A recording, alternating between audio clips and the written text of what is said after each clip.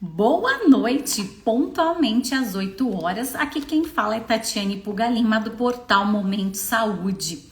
Boa noite a todos vocês que estão no nosso podcast. Eu não sei o horário que vocês têm ouvido, mas nós temos tido uma audiência muito grande. Hoje nós vamos falar de uma terapia que tem sido revolucionária, uma terapia que se chama CAR-T-cell, uma terapia genética, e o Paulo vai estar aqui. Ele foi um dos pacientes que participou de tudo isso, e ele vai falar conosco como que foi esse procedimento, como que ele conseguiu ter a remissão do câncer. Então, se você conhece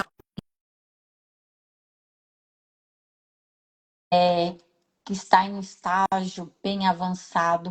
Então a gente vê que a medicina, ela tem revolucionado, e essa terapia ela tem feito muito impacto, e há esperanças para todos vocês, né? Boa noite, Mônica, boa noite a todos vocês que estão chegando. Estou aqui chamando o Paulo, que vai falar hoje conosco dessa terapia.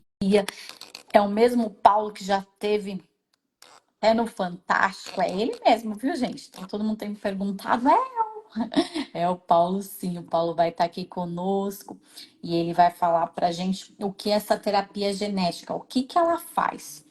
Então, eles estão, acho que o Paulo tá só vendo aqui que tá no outro perfil.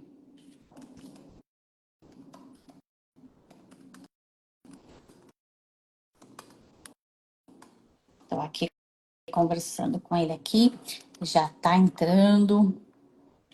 Deixa eu mandar aqui para vocês que estão chegando agora, vai convidando todo mundo para poder participar dessa live, porque essa live é uma live que vai trazer esperança para muitas pessoas que estão em estágios bem avançados do câncer, que estão tendo, que desanima, né? Porque você faz tantos e tantos processos e você não vê uma luz no fim do túnel, mas a gente vê que para Deus nada é impossível, e o Paulo tá aqui, ó, para falar tudo isso pra gente, né, Paulo? O Paulo tá aqui, vou chamar ele aqui para ele entrar aqui com a gente ao vivo. Já convidou aqui. E aproveita, a gente convida, chama todo mundo. Oi, Paulo, boa noite, tudo bem com você? Oi, Tati, tudo bom? Olha, não estou te vendo aqui na minha tela não, mas você está me vendo, tá ótimo. Tô te vendo, tá super bem aqui. Aqui na minha tela só aparece a minha imagem aqui, a sua que seria em cima, né? Uhum. Não aparece não. Pra Mas gente tudo bem, aqui tá para mim tá normal. ótimo. O pessoal tá Eu ouvindo espero que tudo para bem? todo mundo dê para ver as duas, né? As duas, a Sim. tela dividida, né? O pessoal vai falando pra gente aí. Vocês estão nos ouvindo bem? Ó, todo mundo mandando os coraçãozinhos e tal. Tudo ok aqui. Ó, você mal entrou, já tem 100 pessoas aqui já te esperando, viu, Paulo? O pessoal do Momento Saúde está aqui Caramba! te aguardando. Eu te falei, ó, a Mônica falou que tá normal e o pessoal tava ansioso, ó, todo mundo falando que tá normal, todo mundo ansioso aqui para ver você, para ouvir você. E eu quero te agradecer desde já por ter aceitado o convite. E como você é a primeira vez que está aqui no portal Momento Saúde, se apresenta, fala aí quem é o Paulo, um pouco, né? Todo mundo conhece o Paulo, que foi da terapia CAR-T-cell, tal, mas quem é o Paulo por trás desses bastidores? Eu já sei, já falei um pouquinho do seu currículo aí no nosso post, mas conta para o pessoal um pouquinho quem é o Paulo. Bom, primeiramente eu queria dar boa noite a você, Tati, boa noite a todo mundo aí que está assistindo. E primeiro dizer que queria parabenizar você pelo seu trabalho, primeiramente, né, que eu acompanho pelas redes sociais. Aliás, recomendo que todos acompanhem também, porque é um trabalho sensacional. Não só que é muito bem feito, né, como também assim, é um trabalho que ajuda muita gente, que é isso que eu acho que é o mais importante de tudo, né? E queria dizer que é uma honra e um prazer enorme estar aqui, né, de poder falar com você, falar com sua audiência aqui e poder, enfim, me relatar um pouco, né, de quem eu sou e tudo. Vamos lá.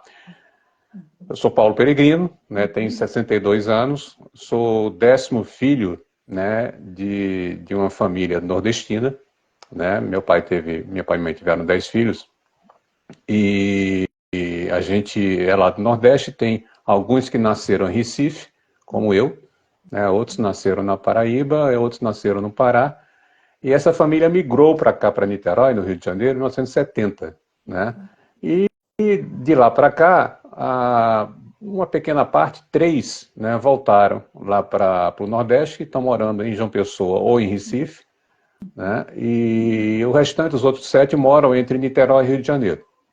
Né. Eu sou, assim, toda a parte educacional minha eu fiz aqui em Niterói, me formei em comunicação e publicidade em 85, né, e trabalhei como redator, minha função sempre foi redator na área de criação, essas coisas, né, e quando foi a partir da final da década de 90, início dos anos 2000, que eu fiz algumas pós-graduações, fiz na área de gestão de conhecimento e depois eu fiz também em marketing e fiz também em meio ambiente, né? E, enfim, eu trabalho também como voluntário, né, de uma ONG internacional voltada para mudanças climáticas, que é um assunto super em voga, mas eu já trabalho com eles desde 2014, né? E na parte profissional, eu sou escritor, sou gerador de conteúdos, né, sou publicitário nessa área e estou me lançando também nessa área de palestras, né, para Ó, ver se eu legal, consigo. eu já tenho umas indicações aí para você, hein? Ih, que legal. É, já tem. Vamos trazer o Paulo para São Paulo, né, gente? Bora lá, né? E a gente tem Pois muita é. coisa em comum, né, Paulo? Porque assim, ó, o Hum. marketing, a comunicação, a parte de conteúdo, o portal Momento Saúde, eu comecei escrevendo artigo científico. Eu fui olhar, né, traduzindo e falando, tem mais de 850 artigos. E aí as pessoas começaram a pedir para fazer live depois da pandemia. Eu falei, não, mas esse negócio de live ninguém quer, né? Eu não vou, né? Vou ser mais do mesmo. E a gente viu o quanto é necessário, sabe, Paulo? O Portal Momento de Saúde, ele chega em vários estados, né? Principalmente fora do Brasil também. E isso ajuda a conectar pacientes, porque a fila de espera para um tratamento, a gente sabe que é muito grande. Seja uma doença rara, uma doença crônica, seja para ter um diagnóstico. Então, quando a gente faz uma live e conecta médicos ou conecta pacientes, ou a gente conta história, isso serve de inspiração para muita gente, né? E você sabe que você, para nós, é uma inspiração. Como eu falei no começo da live, tem muitas pessoas que estão em estados já terminais, desenganadas, achando que é a luz no fim do túnel. E você está aqui para mostrar para a gente que não, que há recomeço, que a medicina está aí, né? E é algo assim muito inovador. Então as pessoas perguntavam muito, né, para mim, como que funcionava isso e tal. E eu falei, não, vamos tentar trazer o Paulo, né? E aí foi muito legal que você já de primeira já aceitou. Então, gratidão por estar aqui conosco.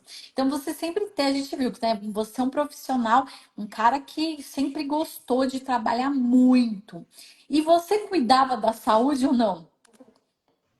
Bom, eu só queria acrescentar aqui na parte do familiar, então, eu sou casado desde 1989, né, com a Ana Maria, que é uma fisioterapeuta e terapeuta ocupacional na área de mão, né, de membros superiores, e nós temos um filho chamado Gabriel, que tem 30 anos e trabalha com marketing digital, Que né, legal! e, pois, está Meu seguindo os passos do parceiro pai. de, né? Meu parceiro aí de trabalho, muito legal. Pois é, bom que eu faço umas consultas com ele de vez em quando aqui, porque eu não sou muito bom como você é nessa Não, você história de tá marketing ótimo, digital, né? gente. Você tá ótimo. Você saiu do analógico para o digital, não, como eu também, né? A gente pegou essas duas gerações, então não é Pois é. fácil. Mas assim, o duro é que as mídias sociais elas mudam muito, mas é muito É. legal. Ó, o Paulo, gente, vai lá, segue o perfil dele. O Paulo vai falar aqui para vocês, porque ele faz muita live, ele produz conteúdo, porque ele já falou, ele gosta disso também, né, Paulo? Então, fala para o pessoal que vai ouvir nosso podcast depois qual que é o seu Instagram aí para o pessoal seguir do Momento de Saúde também. Tá, eu vou falar logo aqui, mas aí depois eu até escrevo aqui. Paulo CF Peregrino. É muito fácil, Uhum, né? uhum, C de casa, F de Freitas, Peregrino, tudo junto. Aí você coloca lá no Instagram que você vai dar acesso ao meu perfil pessoal, que ao mesmo tempo é o meu perfil que eu uso também para fazer as lives, como você comentou, né? Que só para poder referenciar, eu criei um canal em setembro do ano passado chamado Família, Fé e Ciência, né? Que é um canal que se propõe a dar voz às pessoas que, vamos dizer assim, que habitam nesse universo da superação, né? Que eu chamo. Legal. Né? As pessoas são pacientes, ex-pacientes, familiares, profissionais de saúde, por caso religiosos também, porque eu vou entrevistar ainda um padre, né? Porque eu acho muito importante essa questão da fé. Né? Não é à toa que a palavra fé está dentro do nome do canal. Né? Então, ele abre espaço, assim como você está fazendo esse trabalho fantástico, sensacional, de você abrir espaço para que as pessoas possam trocar suas experiências, né, Tati? Muito Porque legal. aí a gente acaba levando não só informação, como estou levando muitas vezes, como você citou muito bem, esperanças. Né? Porque por exemplo, tá, só para poder assim, as pessoas entenderem, depois da repercussão do meu caso, a partir de abril, maio do ano passado, aliás, quando eu tive alta, o que eu recebo, quer dizer, nas mídias do país, enfim, até lá fora também, eu recebo mensagens, praticamente 5 mensagens por semana, de pessoas que têm problemas de câncer, ou com elas mesmo, então na família, pessoas do exterior, que assim, que a grande maioria, ela pede para mim uma palavra de conforto. Não está dizendo isso, mas é basicamente o que elas querem ouvir de mim, é um pouco da minha experiência, vamos dizer assim, em certos aspectos da doença, que podem ajudá-las a poder enfrentar aquilo e superar aquilo, né? E olhar para você nos transmite fé, porque a fé é algo que a gente não vê, né? A cura. E você é a cura, né? Personalizada assim na nossa frente. O Max está falando, ó, achei linda a reportagem no Fantástico, a esperança que você nos trouxe, parabéns pela vitória. E o legal, né, Obrigado. Max? Porque no Fantástico a gente só assiste, né? Aqui não, a gente está aqui É. para bater papo, para perguntar. Então, o Paulo está aqui para a gente conversar com vocês, gente. E aí, me fala, Paulo, você era um cara que Diga. cuidava da saúde ou não cuidava da saúde? Como que era a Não, sua vida? eu sempre cuidei da saúde, tá? Primeiro, o seguinte, eu nunca fui uma pessoa que tivesse muito acima do peso. Um pouquinho acima, talvez, em determinado momento, mas Uhum, muito pouco acima, tá? Sempre uma pessoa de um corpo normal, né? Altura, proporção, corpo e peso, altura normal também. Nunca fui de beber muito, uhum, né? A minha comida sempre foi uma comida normal, nunca exagerei também. uhum, Então, tive uma saúde assim absolutamente normal, que foi isso, inclusive, que uhum. me levou. Se você quiser, eu começo a contar um pouco da minha história, Ah, então você me pode pergunta alguma contar coisa. sim, pode contando sim.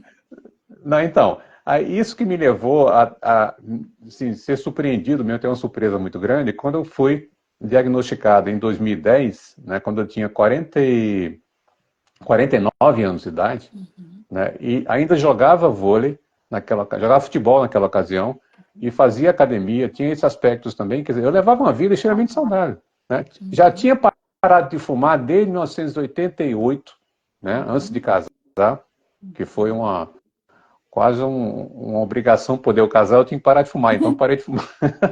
Eu tinha que dirigir, eu tinha que aprender a dirigir para casar.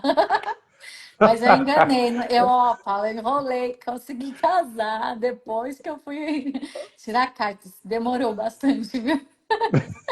Mas, cara, gostei dessa história, ó. Já era que foi casar com uma profissional da saúde, tinha que ter hábitos saudáveis. Já gostei da sua esposa, já, viu?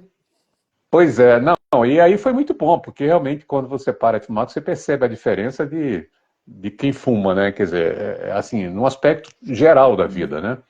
Então, Ô, quando eu Paulo, meu tive o meu marido, primeiro, meu diga, marido tá falando aqui que eu enganei ele. Não enganei, eu só posterguei para depois dirigir no tempo certo, né? E aí eu dirijo. Tudo tem tempo na vida, né? Não precisa ter pressa para fazer as coisas, né? exatamente, é para dizer para ele que tudo tem seu tempo, É, entendeu? então. Quando que vai acontecer, a gente nunca sabe, mas vai acontecer em algum momento. Mas aí quando eu tive meu primeiro câncer em 2010, foi um câncer de próstata, né? Foi uma situação até meio, como aconteceram muitas coisas na minha vida a partir daí, que eu digo que são sinais, são coisas que acontecem sem nenhuma razão específica, mas depois aprendi que tinha alguma razão. Tudo tem um propósito. Mas aconteceu que eu fui diagnosticado com câncer de próstata, né? E aí eu fui no médico, o médico detectou que era um tumor muito pequeno, encapsulado, como se fala, ou seja, ele estava dentro de um determinado órgão, no caso a próstata, e não tinha praticamente risco nenhum de poder migrar para outro órgão, né? Criar uma metástase, alguma coisa. E além disso, tinha um baixo grau de agressividade, né? Então, o médico naquela ocasião, um bom médico, aliás, ele disse para a gente que ele ia adotar comigo o mesmo que ele adota com os pacientes nesses casos, né? Que é uma metodologia americana chamada surveillance, que é de acompanhamento, ou seja, ele ia acompanhar meu caso, né, através de exames de PSA, periódicos a cada 3 meses, e consultas também. Né? Se ele detectasse no exame alguma coisa diferente no PSA, ele iria pedir um exame, ou iria fazer um exame de toque ali, e ia pedir um exame de imagem. Então, tudo tinha uma escala, como se fosse uma escadinha, né? Primeiro alerta, segundo alerta, depois, enfim. E assim foi, né? 2010, 2011, 2012. Quando foi 2013, mais ou menos final de 2013, eu tinha uma consulta, né, para fazer com ele, a consulta periódica, 3 meses, e aí acabei faltando, né? Aconteceu algum imprevisto de trabalho, não me lembro certo o que foi. Acabei faltando, aí falei com minha esposa, eu falei, Ana Maria, vamos deixar para o próximo trimestre, porque não tem problema. Meu PSA estava absolutamente normal, 2,4, se eu não me engano, que é o normal, né? Ao longo desse período todo, eu fiquei tranquilo. Mas aí aquelas coisas que a gente não sabe por quê, né? Depois a gente percebe por quê. Ela teve um instinto, ela falou assim, não, vamos para a consulta. Nós vamos para a consulta, e a gente foi uma semana depois, com um atraso, né? Mas fomos lá fazer a consulta. Aí ele olhou o PSA lá, olhou o exame e falou assim, não, tá tudo normal, Paulo, não tem nada demais aqui, continuemos dessa forma. Aí minha esposa olhou para ele e falou assim, doutor, eu acho que o senhor deveria aproveitar que ele está aqui e fazer um exame de toque. Aí ele falou assim, mas por quê? Não tem razão nenhuma, né? Aí ela falou assim, não, mas se o senhor puder fazer, eu ficaria feliz, ficaria muito grata por isso e tudo. Né? E aí ele foi lá, fez exame de toque, ele sentiu alguma coisa diferente, pediu um exame de imagem, no exame de imagem acusou mais 2 tumores. Né? Então eu tinha passei a ter 3 tumores, né? E esses tumores, segundo a biópsia que foi feita posteriormente, eram exatamente iguais, no mesmo grau baixo de agressividade, e eram todos encapsulados. Né? Então qual foi a sugestão dele? Ele falou, não, Paulo, vamos continuar assim, dessa forma, não tem problema nenhum. Você está no mesmo perfil dos outros pacientes que eu tenho há muito tempo, e nenhum deles teve problema nenhum em relação a isso. Se acontecer alguma coisa, um PSA fora do normal, não sei o quê, tudo. Só que aí eu comecei a pensar com a minha esposa, falei com meus irmãos também, não sei o quê, e a gente achou que deveria buscar uma segunda opinião, tá? Isso é muito importante, tá, Tati? A segunda opinião sempre tem casos de câncer, né? E aí buscamos uma segunda opinião com um médico lá em São Paulo, o doutor Miguel Cirugi, no Albert Einstein, que é um médico, né, super conceituado e tudo. E o doutor Miguel, ele disse, Paulo, olha, você está numa idade, você é jovem ainda, tudo, então você que vai determinar se você acha que vale a pena fazer uma prostatectomia radical, né, que é a retirada da próstata, ou então você manter com esse tratamento, porque você tem alguns riscos de sequela, não sei o quê, a gente sabe disso, ele explicou quais seriam e tudo. Aí eu falei, doutor, mas se eu tivesse que fazer uma cirurgia, quem no Rio o senhor indicaria? Ele indicou um médico lá do Rio, muito bom, né, doutor Paulo Roberto Martins. E aí, conversando com a minha família, com a minha mulher, aquela coisa toda, com meu filho, aí a gente eu resolvi fazer essa, para poder cortar o mal pela raiz, vamos dizer assim, literalmente. E aí, quando foi em 2014, Tati, aí eu fiz uma cirurgia de retirada da próstata, e todo mundo sabe, né, para quem não sabe, que o câncer ele tem um processo de monitoramento de 5 anos, né, depois da remissão ou depois de uma solução que é dada naquele momento ali. E aí, quer dizer, até 2019 eu não poderia ter nada, como realmente eu não tive nada na próstata. Então, teve 2014, 2015, 2016, 2017, 2018, né, eu estava escrevendo o meu livro, um livro que eu escrevi foi pré-lançado em 2020, né, e aí, no meio dessa escrita lá, sentado no computador, lá na cadeira, eu sentia uma dor na perna muito forte. E essa dor na perna, ela evoluiu de tal forma que eu não podia ficar sentado, não podia ficar em pé, não podia ficar deitado. Enfim, estava absurda. Chegou um nível tal que eu estava sozinho, inclusive, aí tive que pegar um Uber, gemendo de dor. Né? Cheguei lá, tomei morfina e tudo para aliviar a dor, porque estava insuportável. E aí, depois que a morfina fez efeito, na segunda vez, segunda dose de morfina, aí eu fiquei uma noite no hospital, aí me liberaram com novos exames para fazer. E aí, quando foi no exame que eu fiz, um exame de imagem, que eu acho que foi não sei se foi um raio-x ou foi uma tomografia, não me lembro, aí acusou, segundo o médico, um tumor, né, uma neoplasia, né, um adenocarcinoma ali, enfim, na região inguinal da perna esquerda, né, que ali depois eu fui saber que estava causando a dor porque era um tumor muito grande que estava imprensando o nervo ali, né, então era uma dor de nervo mesmo. E aí, quer dizer, eu tive o sinal da dor na perna, é isso que eu E o queria reflexo, deixar ressaltado. né? Se não for, Se não fosse se não fosse a dor na reflexo. perna, se não fosse a dor na perna, eu não poderia nunca saber que eu estava com tumor, entendeu? Sim. Então, que as pessoas às vezes não associam essas coisas, acham que são duas coisas separadas. Mas não, eu sempre digo que as coisas têm uma consequência, tem sempre uma conexão no passado, presente e futuro. E foi o que aconteceu, né? Diagnosticou câncer, aí fizeram a biópsia. Na biópsia, o médico que fez a biópsia, ele estava com uma certa preocupação, um médico muito bom aqui em Niterói, doutor Jorge Luiz, porque estava um tumor muito grande, Tati, que estava imprensando o nervo, como eu falei, então ele tinha um receio que, de repente, podia, sem querer, bater no nervo ali e causar uma sequela na mobilidade da Sim. perna, né? E aí eu falei, não, tudo bem, vamos nessa. Aí ele fez a cirurgia, no dia seguinte ele chegou no meu quarto e falou, seu Paulo, olha, estou super feliz, a cirurgia foi um sucesso, consegui tirar todo o tumor, inclusive, para fazer a biópsia, né? E não teve nenhum problema com o seu nervo lá e tudo. Aí eu falei, doutor, muito obrigado, parabéns, o senhor foi muito competente, eu estou muito feliz. Aí ele falou assim para mim, seu Paulo, o senhor não precisa agradecer a mim, não. A gente apenas é instrumento dele, agradeça a ele lá em cima. Foi o primeiro contato que eu tive com a ciência e com a fé ao mesmo tempo. Né? Então, a partir daí, ele passou, inclusive, a ser meu médico de biópsia. Toda biópsia que eu tinha que fazer, Já. ele era meu médico escolhido. É. E aí foi feita a biópsia e descobriu-se que eu tinha, então, Tati, pessoal, um linfoma não Hodgkins de células grandes tipo B. Né?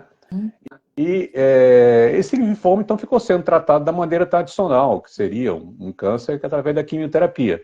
Né? Então, eu comecei a fazer quimioterapia e continuei jogando vôlei de praia, que eu jogava vôlei de praia naquela ocasião, aqui em Niterói.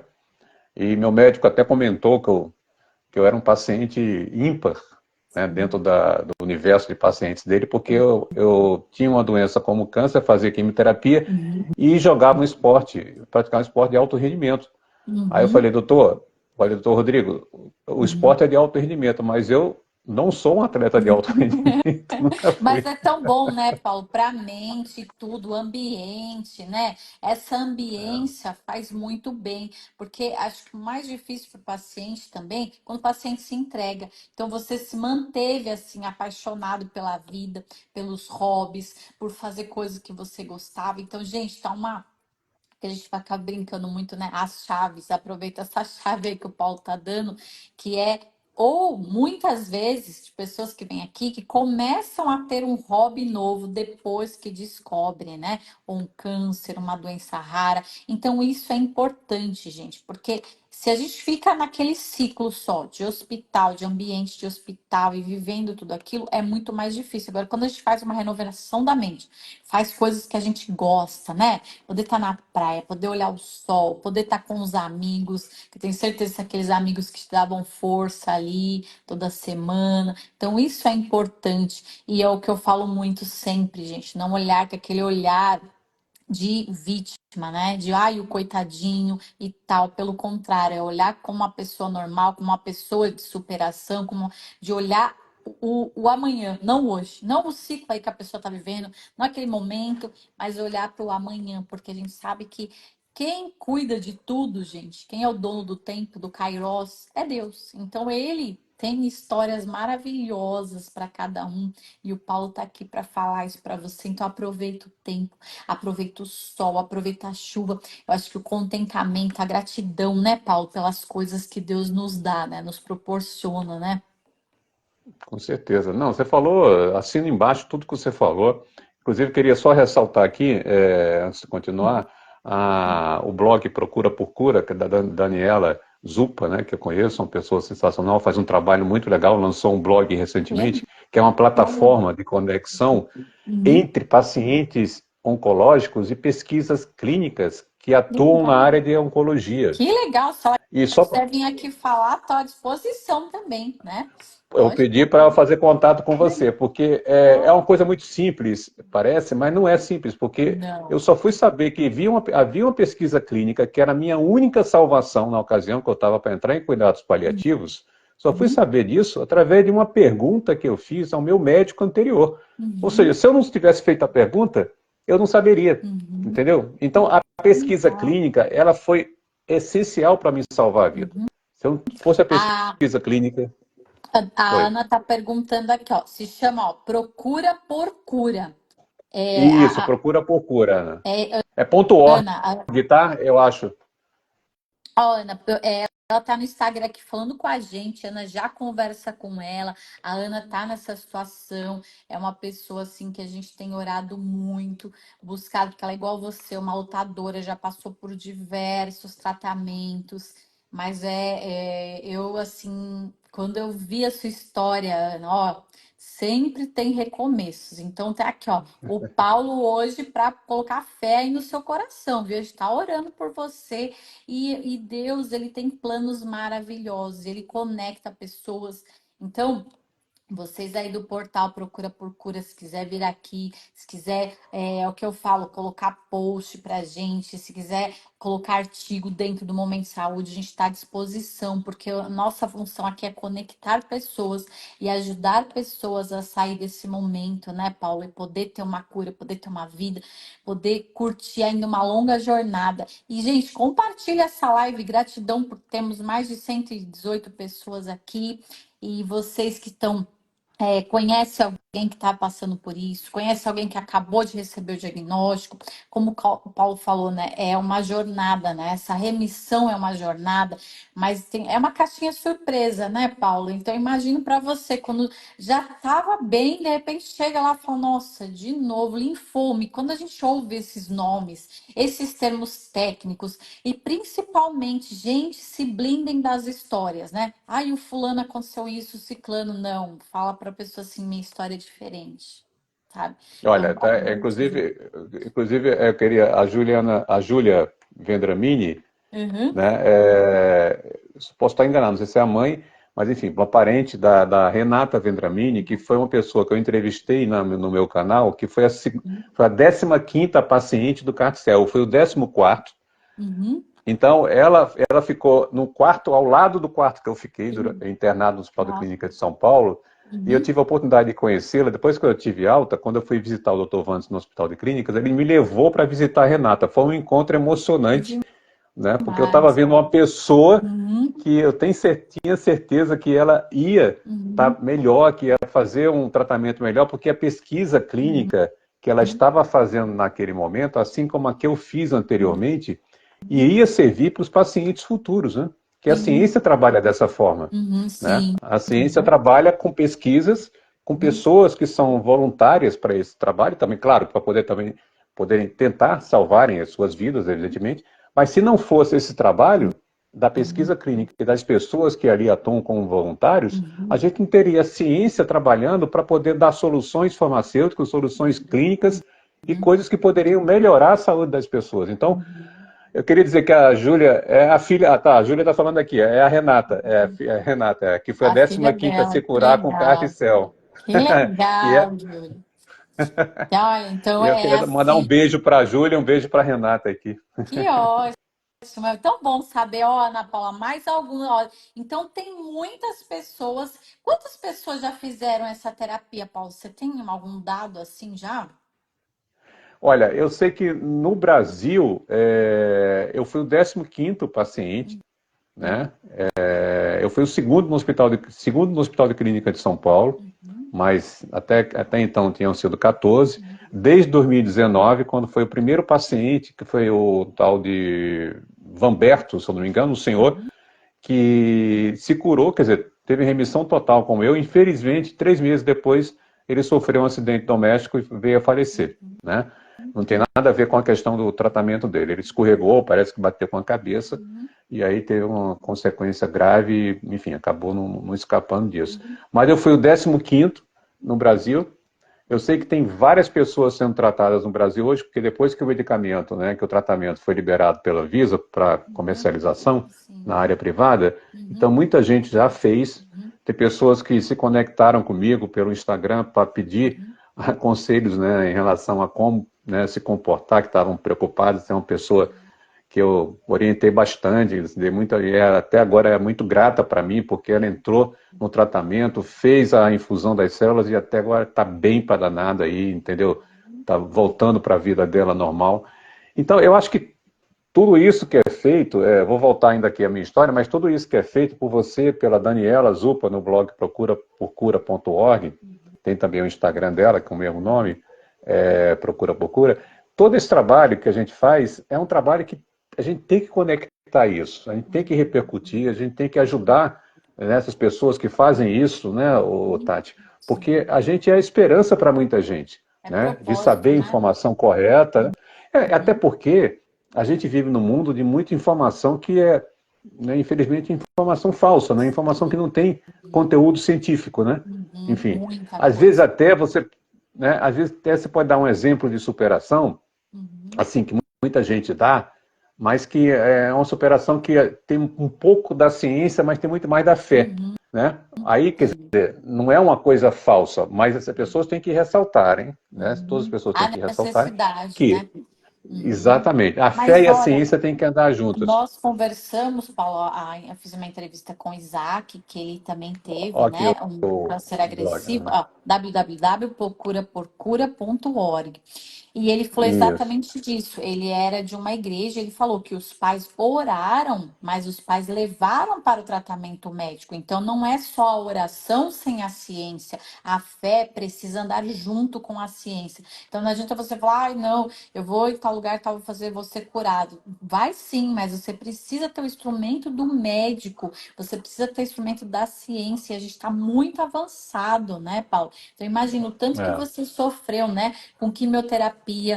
Mas hoje a gente tem muito medicamentos. Eu trabalho falando de medicamentos novos, eu nem dou conta de tantos medicamentos que surgem diariamente, né? O que é demorado, gente, aqui no Brasil é muito demorado para a Anvisa liberar e tudo. Mas se você pega um bom advogado e um bom médico e entra com uma demanda judicial e vai atrás, né, de um tratamento, você consegue. Aqui no Brasil, nessa parte de demanda judicial, ele é muito bom e ele consegue, né? é. Tratamento bom. O André colocou aqui, ó. Orar mais ação, que é igual a oração. É isso mesmo. Precisa. Não, inclusive, Tati, assim, só voltando aqui à minha história, quando depois que eu, né, comecei a fazer quimioterapia, que eu fiz realmente dezenas de quimioterapia até ter a Uhum, remissão total ano passado, né, e aí quando foi em 2000, isso foi em 2018, eu tive o meu segundo câncer, foi o primeiro linfoma, uhum, aí quando foi em 2019, em dezembro, dezembro mais ou menos, aí não senti um carocinho aqui no pescoço, mas aí, macaco velho, né, como eu já era nessa história, aí resolvi uhum, procurar o médico. Aí o uhum, médico fez um exame, pediu uma biópsia, descobri que eu estava com outro câncer aqui, né? Tinha tido a recidiva, né? Tinha voltado. E uhum, quando há uma volta, eu não sei se isso é para todos os cânceres, ou só para o linfoma, ou só para câncer de sangue. Quando uhum, há uma volta de um câncer num espaço de tempo inferior a 2 anos, o protocolo médico indica que a pessoa tem que fazer um transplante de medula óssea, né? uhum, E aí, aí surgiu na minha cabeça, aí que você falou a questão que às vezes as pessoas não sabem o que que é e tudo. Transplante medula óssea para mim, eu tinha feito uma imagem para mim que seria a pessoa pegar a medula do paciente tirar a medula e substituir Foi por no outra. outro. É. Uhum. Como se fosse Imagina. meio tipo uma coisa de açougueiro, de serial killer, Uhum. sabe? Não, uma coisa tão Então, simples, tão prática. Qualquer pois um pode é, ser doador. Gente, vai lá, faz exame. Qualquer um de isso. nós pode ser um doador também, né, Paulo? Tem isso aí, também tem que tentar alimentar mais ainda o banco de medulas, né? Que é o redoma, se eu não me engano. É o redoma, é. Bom, aí enfim, aí tive que fazer transplante de medula óssea. Quando eu fui fazer o transplante, foi em junho de 2020, a gente estava no auge da pandemia, né? Uhum. Não sei se você lembra. E aí eu Uhum. me internei Você no início achou de junho. rápido o doador? Você achou rápido? Porque muitas Não, vezes não, não é fácil. não, mas aí no caso não é fácil não. Tem que ser inclusive quando é um doador de fora, um terceiro, né? Que Uhum. chama alogênico, né? O transplante de medula alogênico, aquele que é um Uhum. doador, e o autólogo, aquele que você doa para você mesmo. Foi o que eu Uhum. fiz, tá? Eu fiz o autólogo, o transplante de medula autólogo. Entendi. Uhum. E aí, agora, você lembrou bem, quando é um doador externo, que é o halogênico, Uhum. você tem que ter uma compatibilidade de Sim, 100%, é né? difícil, viu, gente? É muito De difícil. 90% para cima, é muito difícil encontrar. Uhum. Bom, aí fui lá, me internei início de junho de 2020, minha esposa ficou, né, chorosa lá, que não podia ficar no quarto comigo, porque eu estava isolado, né, por conta da pandemia, todo Uhum. mundo lá com aquelas preocupações todas E a e tudo. imunidade E, baixa, né, Paulo? Também, exatamente, né? exatamente. Porque para o transplante de medula, só para lembrar aqui, as pessoas que estão tratando do câncer anterior e tudo, fazendo quimioterapia, já ficam com imunidade baixa, que é Sim. natural, mas só Uhum. que para o transplante de medula você tem que zerar a sua imunidade. Então você tem que fazer uma quimioterapia pesadíssima, Uhum. daquela que é para matar Reset qualquer mesmo. célula do sistema Pra imunológico, resetar tudo, né? é resetar tudo, exatamente. É. E aí você fica naturalmente vulnerável a qualquer coisa, né? Uhum. Mas é necessário para você poder, antes você extrai a medula, né? Você Uhum. faz a quimioterapia, a medula que são, só para, não é medula, você falando assim, a medula são células, Uhum. né? Que ficam Uhum. na medula e Uhum. que compõem, são as células mãe, né, do corpo, né, que dão origem a tudo. E Uhum. essas células são guardadas, né, num ambiente refrigerado, todo, né, certinho, correto para isso. Uhum. E depois, aí a pessoa fica lá em monitoramento, até chegar no momento em que, depois que as células são devolvidas, né, Uhum. há o que chama de pega da medula. A pega da medula é quando a medula aceitou, vamos dizer assim, Uhum. as células de volta, né, e Uhum. começou a funcionar. Uhum. Né? Eles chamam de pega da medula. Eu nem sabia, estou falando isso porque eu fiquei sabendo depois, tá? Lá na Sim, hora. Né? sim. Uhum. E aí, eu me lembro quando foi no dia 10 de junho de 2020, essa data eu não esqueço, aí eu estava Uhum. lá deitado, não sei o que, tudo. Aí chegou lá a enfermeira batendo na porta, quando eu vi a enfermeira entrou com mais 4 ou 5 enfermeiros carregando um bolo e um Uhum. cartaz, parabéns, sua medula pegou. Uhum. Aí cantando parabéns lá e tudo, eu fiquei emocionado com aquilo, que eu não imaginava que era um momento, assim, crucial, Único, né? né?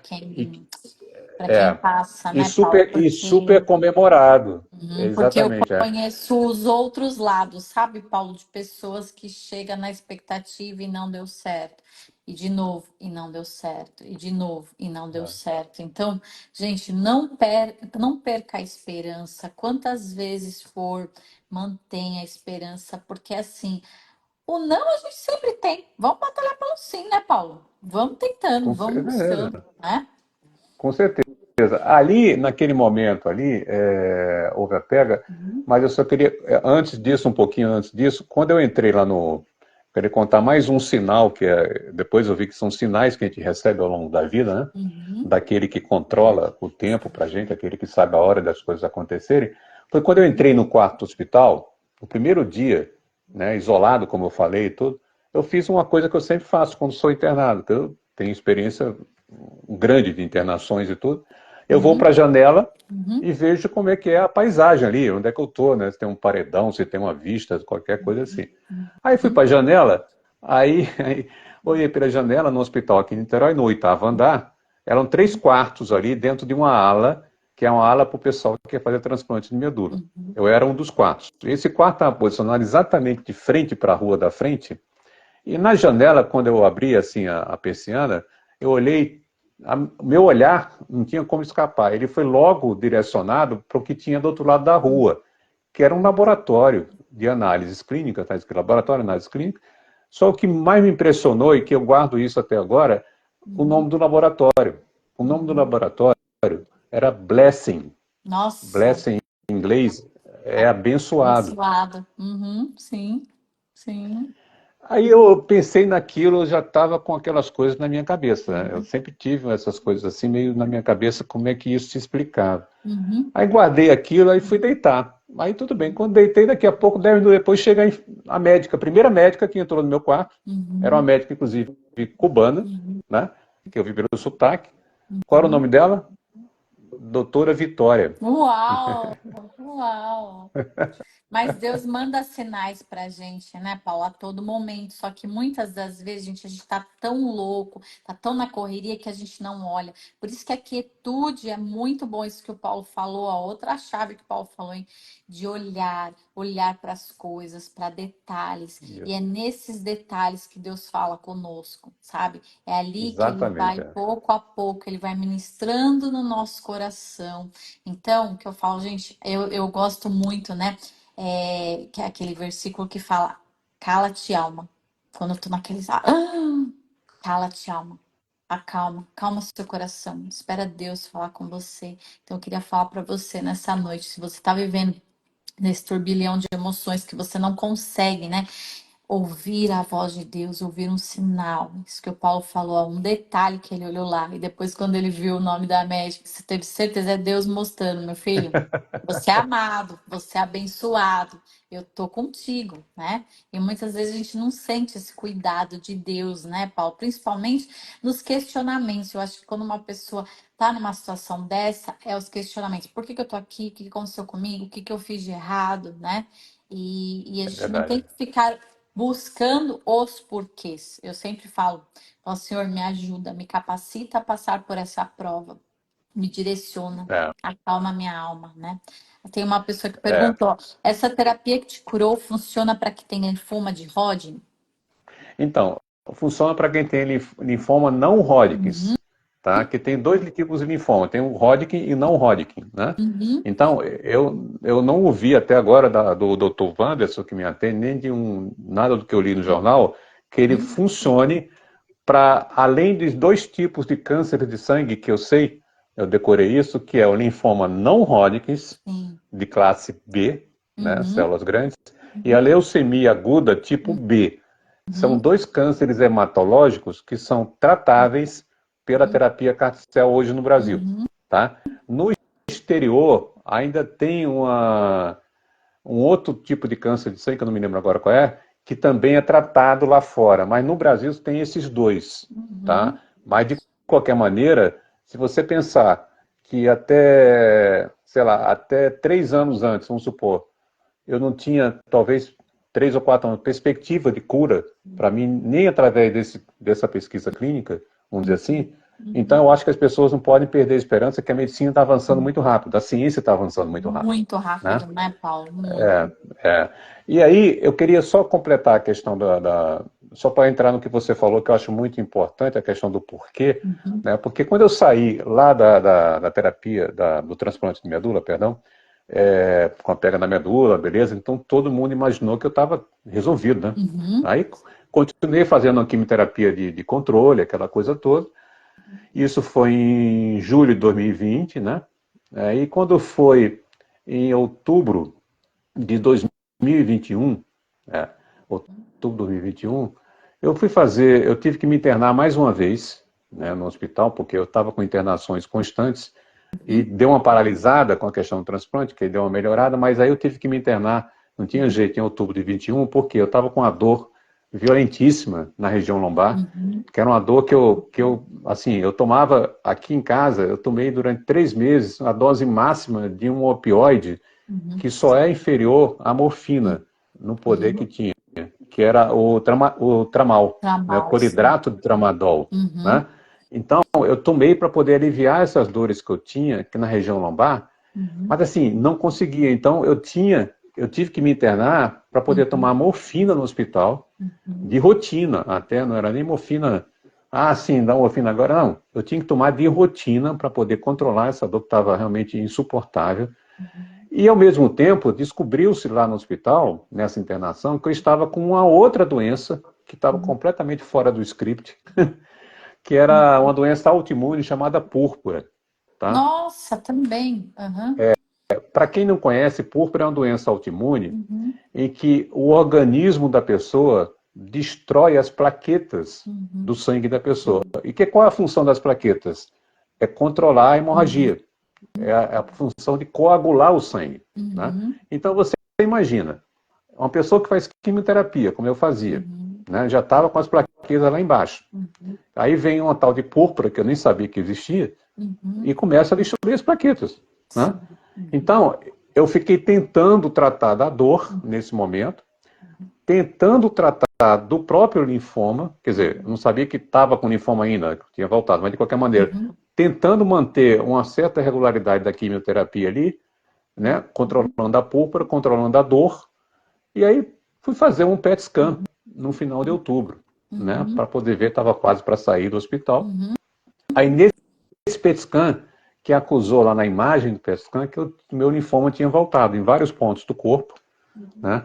O linfoma tinha voltado, ou seja, não tinha adiantado nem a quimioterapia, as dezenas de quimioterapia que eu já tinha feito, Uhum. não tinha adiantado o transplante de medula, e eu ainda tinha que tentar resolver a questão da púrpura e mais um linfoma que tinha voltado, Sim. né? Uhum. Quer dizer, eu não sabia nem que tipo de linfoma era, porque eu tinha que fazer uma biópsia.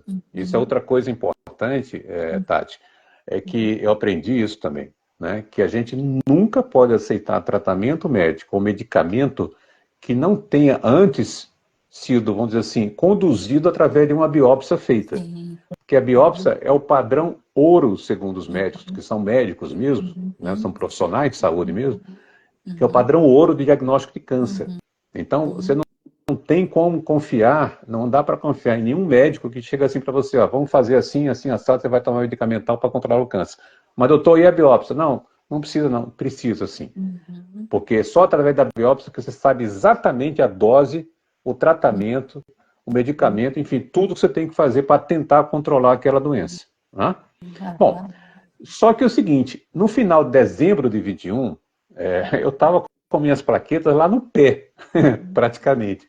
Para vocês terem ideia, 150 mil é o volume mínimo de plaquetas para um paciente adulto. Eu Uhum. estava com 3 mil de plaqueta em dezembro de 2021.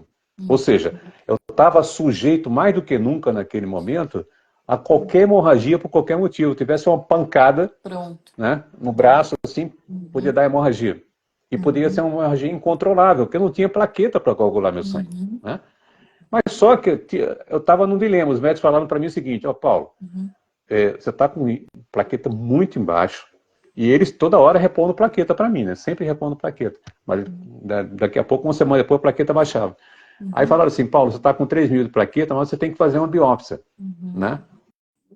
Para poder detectar qual é o tipo de linfoma que você tem, né? Porque até então não sabia. Sabia que eu Uhum. tinha linfoma, não Uhum. sabia se era Hodgkin ou não Hodgkin, enfim. Uhum. Aí só que é o seguinte, eles falaram para mim, Paulo, só que é o seguinte, a gente não conhece nenhum médico, e olha que são médicos experientes, tem que falar isso para mim. Não conhece Uhum. nenhum médico que tenha coragem, a palavra foi essa, coragem de fazer uma Uhum. biópsia num paciente com 3 mil de plaqueta. Sim. E podia dar uma hemorragia ali por causa da púrpura, então era muito complicado, né, Paulo? Muito complicado. Era uma situação muito grave, mas eu tinha Uhum. que fazer. Né? Uhum. E essas coisas, quando acontecem comigo, assim, é muito grave, não sei o quê, para mim, olha, a palavra coisa ruim, para mim, entra por um ouvido e sai rapidamente pelo outro. Tá? Uhum. Eu torno a coisa muito objetiva. Tá, vamos fazer? Tá bom, tem que Precisa fazer, fazer. vamos fazer. Muito legal, É. Paulo. Quando você falou a questão né, que isso é uma grande verdade, que Deus controla tudo, Uhum. e Deus ele nos dá oportunidades de vida, como me deu 7 oportunidades de vida, além do nascimento, que é um milagre da vida. Eu contei isso, né? Eu contei na minha vida, são 7 que eu tive.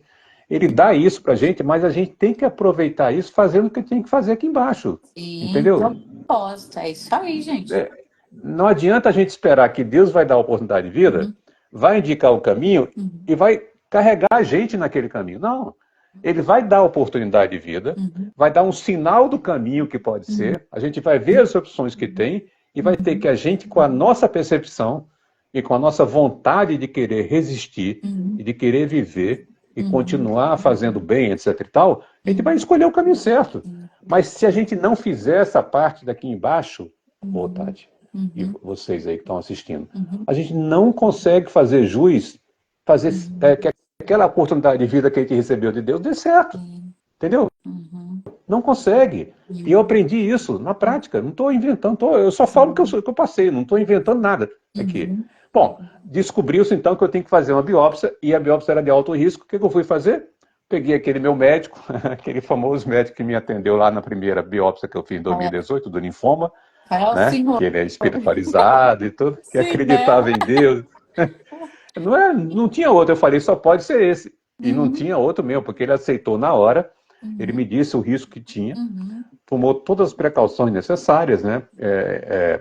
Como é que chama? Ele encomendou, né, do banco de sangue um volume X de plaquetas para eu tomar plaqueta antes da cirurgia, encomendou um outro volume à parte para eu ter as plaquetas disponíveis durante a cirurgia, caso tivesse uma intercorrência, e depois da cirurgia também. Então ele tomou todas as precauções, né? Fez a biópsia e graças a Deus, né, graças a ele, graças a Deus, deu tudo certo. E aí, bom, aí fiz a biópsia, não sei o que, aquela coisa toda. Só para voltar aqui, é o seguinte, quando eu tive o meu terceiro câncer, que foi meu segundo linfoma em 2019, até então, antes do terceiro câncer ser diagnosticado, a minha pergunta que eu tinha era o porquê. Porque você me perguntou no início se eu era uma pessoa saudável. Eu sempre fui uma pessoa saudável.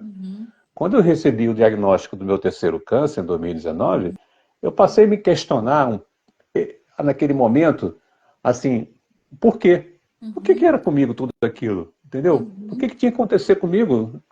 Aí, aí eu, rapidamente, olha, rapidamente, eu não me pergunta como, mas rapidamente eu mudei a pergunta na minha cabeça, tá, Tati? Eu mudei a pergunta para quê?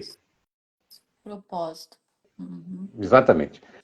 Eu entendi, acho que foi ali que deu a chave, na virada na minha cabeça. Eu entendi que aquilo tinha alguma explicação, tinha um propósito. E aí comecei a ligar as coisas. Os sinais que eu tinha tido antes, no segundo câncer, no primeiro linfoma, o que aconteceu quando eu entrei no quarto, que eu vi aquela placa daquele laboratório de análises clínicas, o nome da médica que me... Comecei a ligar tudo.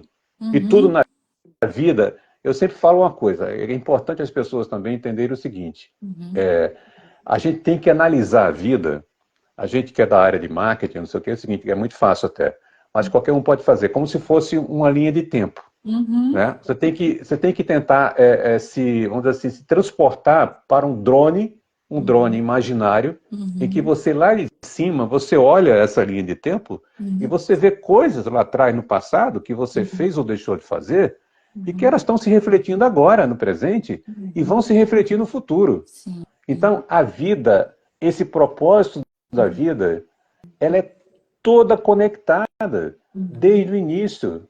Existe uma conexão que a gente precisa só ter esse imaginário. A gente tem que se imaginar, olhar a nossa vida lá de cima, como se fosse uma linha de tempo.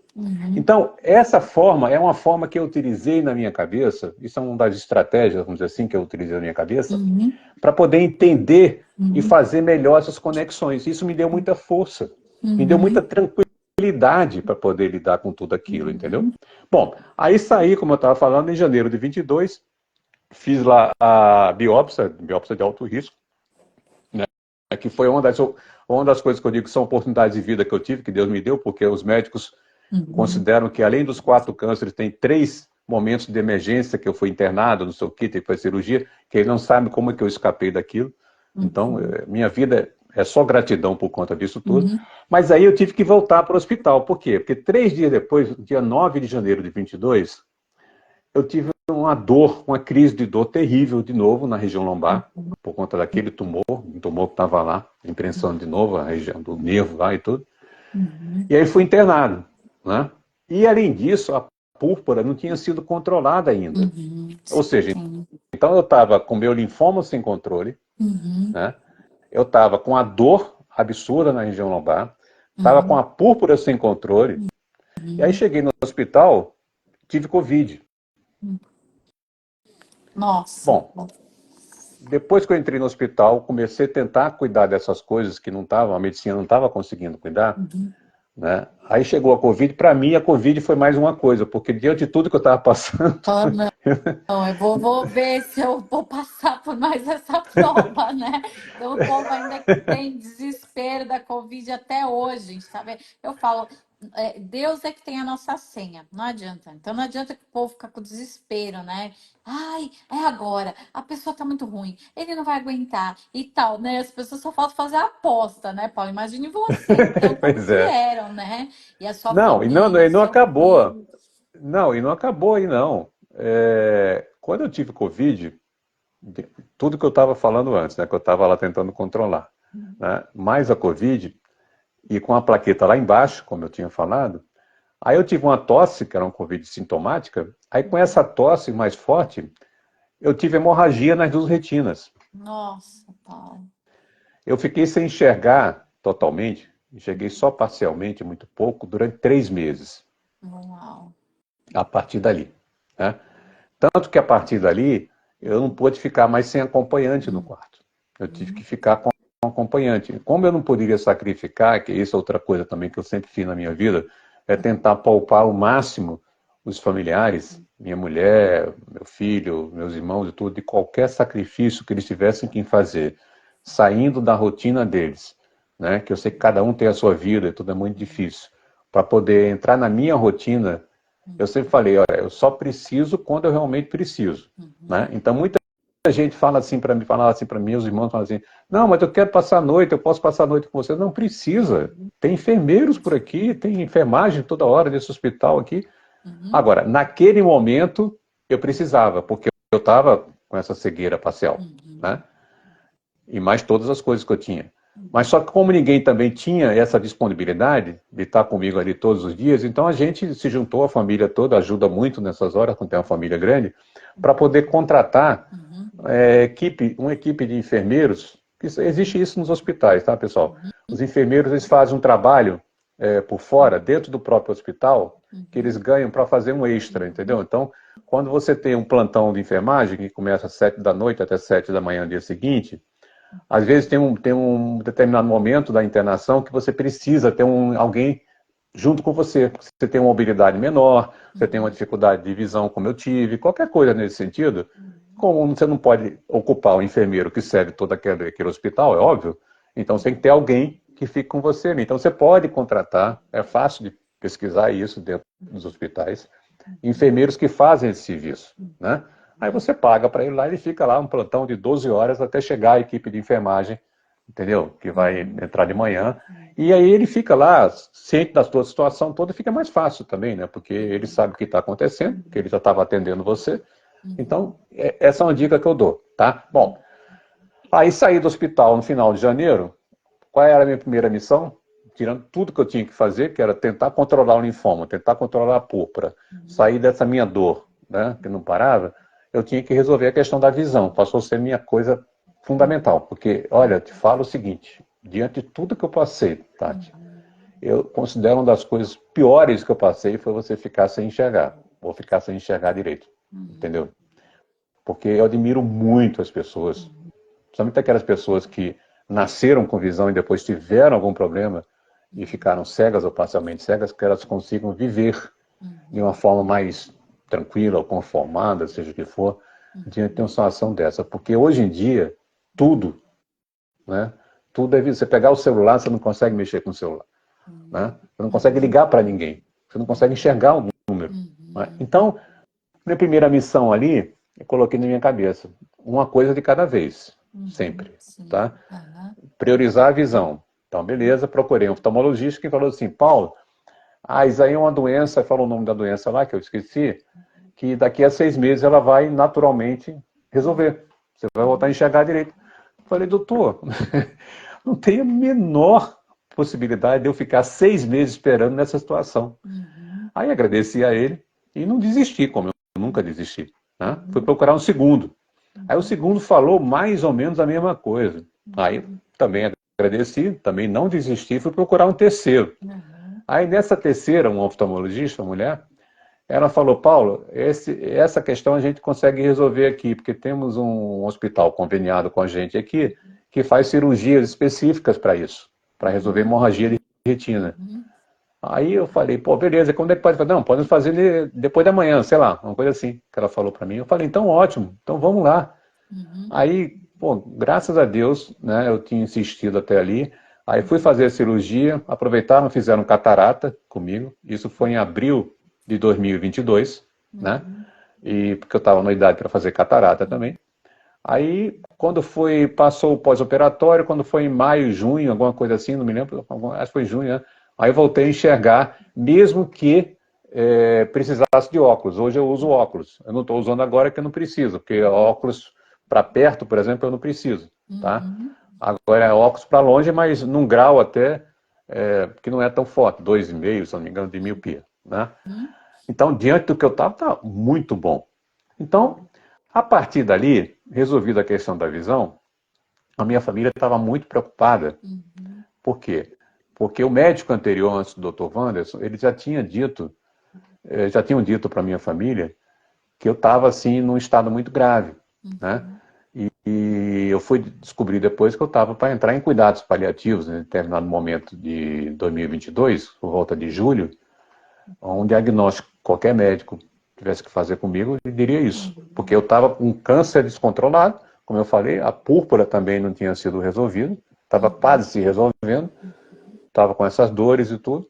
Aliás, eu tinha dores também por conta da quimioterapia de câimbras violentíssimas que eu tinha nas pernas e nos pés, que eu tinha que, por conta da dor na coluna, na região lombar e por conta da cãibra, quando eu ia me deitar mais cedo, minha mulher ficava aqui embaixo, aqui em casa, que são 2 andares, e eu fechava a porta para ela não vir aqui embaixo os meus gemidos, né? Porque realmente eu me contorcia na cama, parecia um contorcionista de circo, para tentar combater ali a dor na cãibra e a dor da região lombar, Uhum. né? E tomando remédio, aquela coisa toda.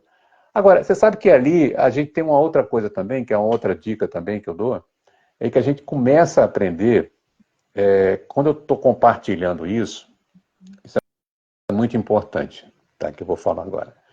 Eu estou compartilhando essa parte, que é a parte do sofrimento maior, porque eu acho importante que as pessoas percebam, isso eu aprendi também, que o sofrimento faz parte da vida, tá? Sim. Eu acho que se a gente imaginar que existe um mundo ideal, Uhum. que não tem sofrimento, não tem dor, a gente não vai conseguir nunca viver da forma que a gente vive, tá? Que deveria viver. Quando Deus nos dá essa oportunidade de poder superar os sofrimentos, porque o sofrimento havia antes. Uhum. Que oportunidade que ele vai nos dar se a gente não tem sofrimento? Uhum. É a primeira coisa, a primeira pergunta. Né? Uhum. A segunda pergunta, como é que você vai descobrir, isso eu descobri, Tati, assim, ao longo desse tratamento, dessa coisa toda, como é que você vai descobrir a dor que você tem? Como é que ela vai fazer você descobrir que você tem uma resistência, uma coisa, um poder, uma força interna que você nunca imaginou? Só através do sofrimento que você descobre isso. Uhum. Se o sofrimento não tiver, você nunca vai descobrir como eu descobri isso, entendeu? Uhum. Até porque Então, na Bíblia está escrito, né, Paulo? No mundo tereis aflições.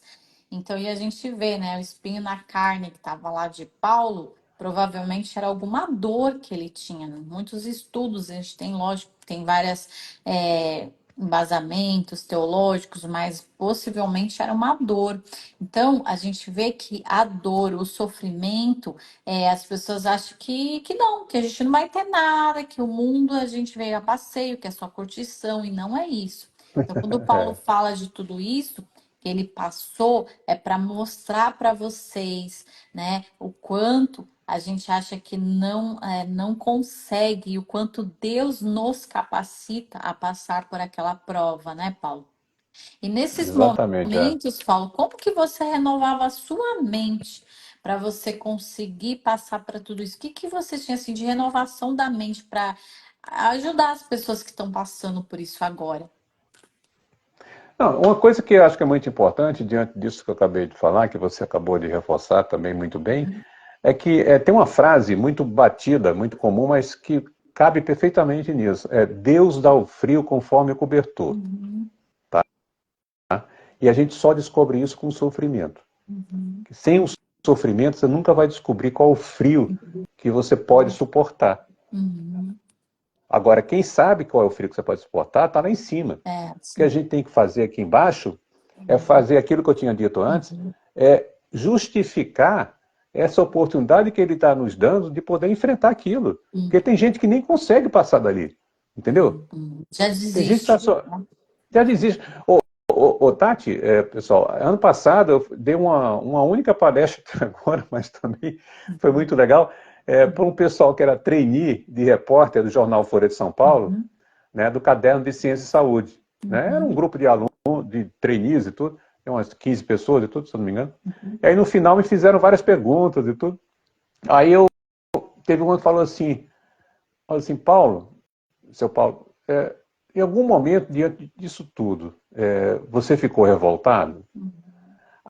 Aquela pergunta eu não esperava, né, naturalmente. Aquilo me pegou de surpresa. Mas acho que Deus me iluminou naquele momento para responder, e eu respondi de uma forma muito natural, que é realmente o que eu penso. Né? Que é o seguinte, eu falei, olha, eu não tenho direito de sentir revolta. Eu vou dizer por quê. Primeiro porque existem bilhões de pessoas no mundo inteiro em situação muito pior que a minha, com um sofrimento muito maior do que aquele que eu passei. E segundo, uma pequena parte dessas bilhões de pessoas no mundo inteiro que conseguiram acesso ao que eu consegui, seja em termos de saúde, em termos de ciência, seja em termos de comunicação, de poder compartilhar isso como eu estou aqui agora. Entendeu? Então é isso que é bom que as pessoas entendam que, assim, quando a gente, às vezes, fica, aquele negócio que você falou, né, o porquê, não é o porquê, a revolta, ela não ajuda em nada também. Só piora, né? As emoções nessa situação, a gente sabe que o estágio emocional piora muito também, né, Paulo? Você que passou Com por tudo certeza. isso, então o ideal é a gente trabalhar as nossas emoções, trabalhar o contentamento, é o que eu falo, né? De tentar ver a vida em outro ângulo, de outra perspectiva. E quando o Paulo falou uma coisa muito legal, gente, que é assim, nós temos o Criador que nos criou para ser ter um propósito. Como nós, criaturas, vamos falar assim, ó Deus, por que você fez isso tal, né? Então, muitas vezes a gente se volta contra Deus e se volta com as pessoas que estão ao nosso redor e se volta contra os médicos e tudo vai ficar ruim e cada dia vai ser pior. Então, por isso que o Paulo fala quando ele passou tudo isso, porque Deus sabe, né? Você é uma pessoa que é um ralo, né? Então, por mais difícil que foi todo esse processo, em todo momento, como você falou, né? Deus sabia, quando a gente pede ele dar o cobertor, então ele sabia que ele podia dar muito frio para você, muita geada, muita neve ali, que você aguentar firme, porque as tempestades, gente, na nossa vida, elas passam, né? Então, as tempestades, a gente acha que vai ficar para sempre, né, Paulo? Igual nas tempestades na sua vida, foi um bom tempo trabalhando com a saúde de muitas pessoas. Não é na saúde, é na área financeira, são em outras áreas que a gente tem que ser trabalhado e ser lapidado para a gente estar aqui para conversar com outras pessoas e encorajar outros, né, Paulo?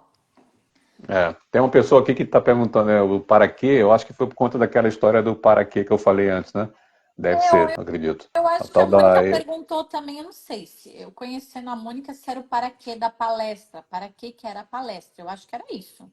Que a Mônica é Bom, palestrante também, a Mônica. então A Maria eu tem vou uma história tentar... linda. Ah, é? Elas têm, Ah, são que legal. palestrantes, tem uma história. Eu já fiz live com elas, depois você pesquisa. Olha, que história linda, essas duas são maravilhosas. A Mônica falou, falei, eu conheço a Mônica. Ela falou isso, ó, para que dar palestra? Olha isso, ó. Eu já falei, né, Mônica? Você está querendo trazer ele aqui para São Paulo para palestrar com a gente, né, Mônica? Não, Mônica, primeiro aí, obrigado aí, você está assistindo a palestra, ó, assistindo aqui a live. E eu vou contactar você, que eu quero entrevistar você também para o meu canal. Você é Mônica e Maria, não é E isso? isso, é lindas. Chama elas sim, são maravilhosas. História maravilhosa. E pois não, com certeza, eu vou contactar pelo Instagram. Agora, a palestra, o título da palestra é Superando o Insuperável, o poder da mente na jornada de remissão total do meu câncer, alguma coisa assim. Acho que é o título da palestra que eu estou me lembrando. Tá, que fala exatamente disso, né? Nessa questão de poder compartilhar essas histórias. São histórias que levam esperança, mas sem deixar de compartilhar o sofrimento, né, que eu estava falando aqui agora.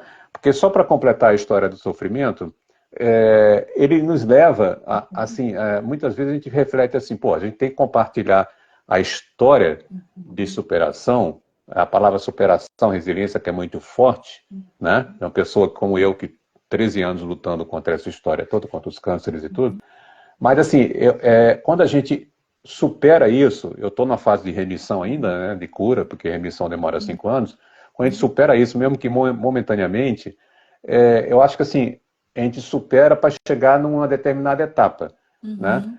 Mas eu acho que isso daí, na verdade, tudo isso é uma ponte que leva a gente ao ponto final. Qual é o ponto final? Não é você se salvar ou você se curar, é você poder viver, Sim. existir no sentido de existência. Uhum. Não é você sobreviver, é você ter um significado. Né? Um significado que a gente possa ter na vida, seja do ponto de vista profissional, afetivo, pessoal, enfim, qualquer ponto de vista que você queira, existe um significado para isso. A gente não está aqui só para poder superar as dificuldades. Né? Uhum. Tu me superei, tá, beleza, tá tranquilo, resiliência, aquela coisa toda. Não, não é isso. Né? Uhum. Eu acho que Uhum. assim, com o tempo a gente vai amadurecendo essas ideias, essas reflexões, que é isso que toda essa minha jornada me ajudou também a refletir muito Uhum. sobre isso. Então, eu só queria deixar claro que quando eu falo compartilhar o sofrimento, Uhum. é compartilhar o sofrimento como uma ponte Uhum. para que você, lá no final, você chegue à meta final. A meta final qual é? É você Uhum. existir. Uhum. Existir como pessoa, como profissional, como marido, como mulher, como filho, como pai, sei lá, tudo na vida. Uhum. São coisas diferentes, viver e existir, tá? Sim. Então, E, eu queria Paulo, responder, sabe o que eu acho legal disso tudo? Que é assim, o propósito é a gente virar mensageiro. Então, a gente passa por tudo que a é, gente passa para a gente virar mensageiro. Por isso que é importante a gente aproveitar as mídias sociais, é o que a Mônica falou, compartilhar o amor, a fé. É isso. Se a isso, gente guarda só para nós, para que vale tudo isso? Para que vale tudo que Deus fez na nossa vida? Então, por isso que aproveita, gente. Eu falo, aproveita as mídias sociais. Qual é a mensagem que você carrega?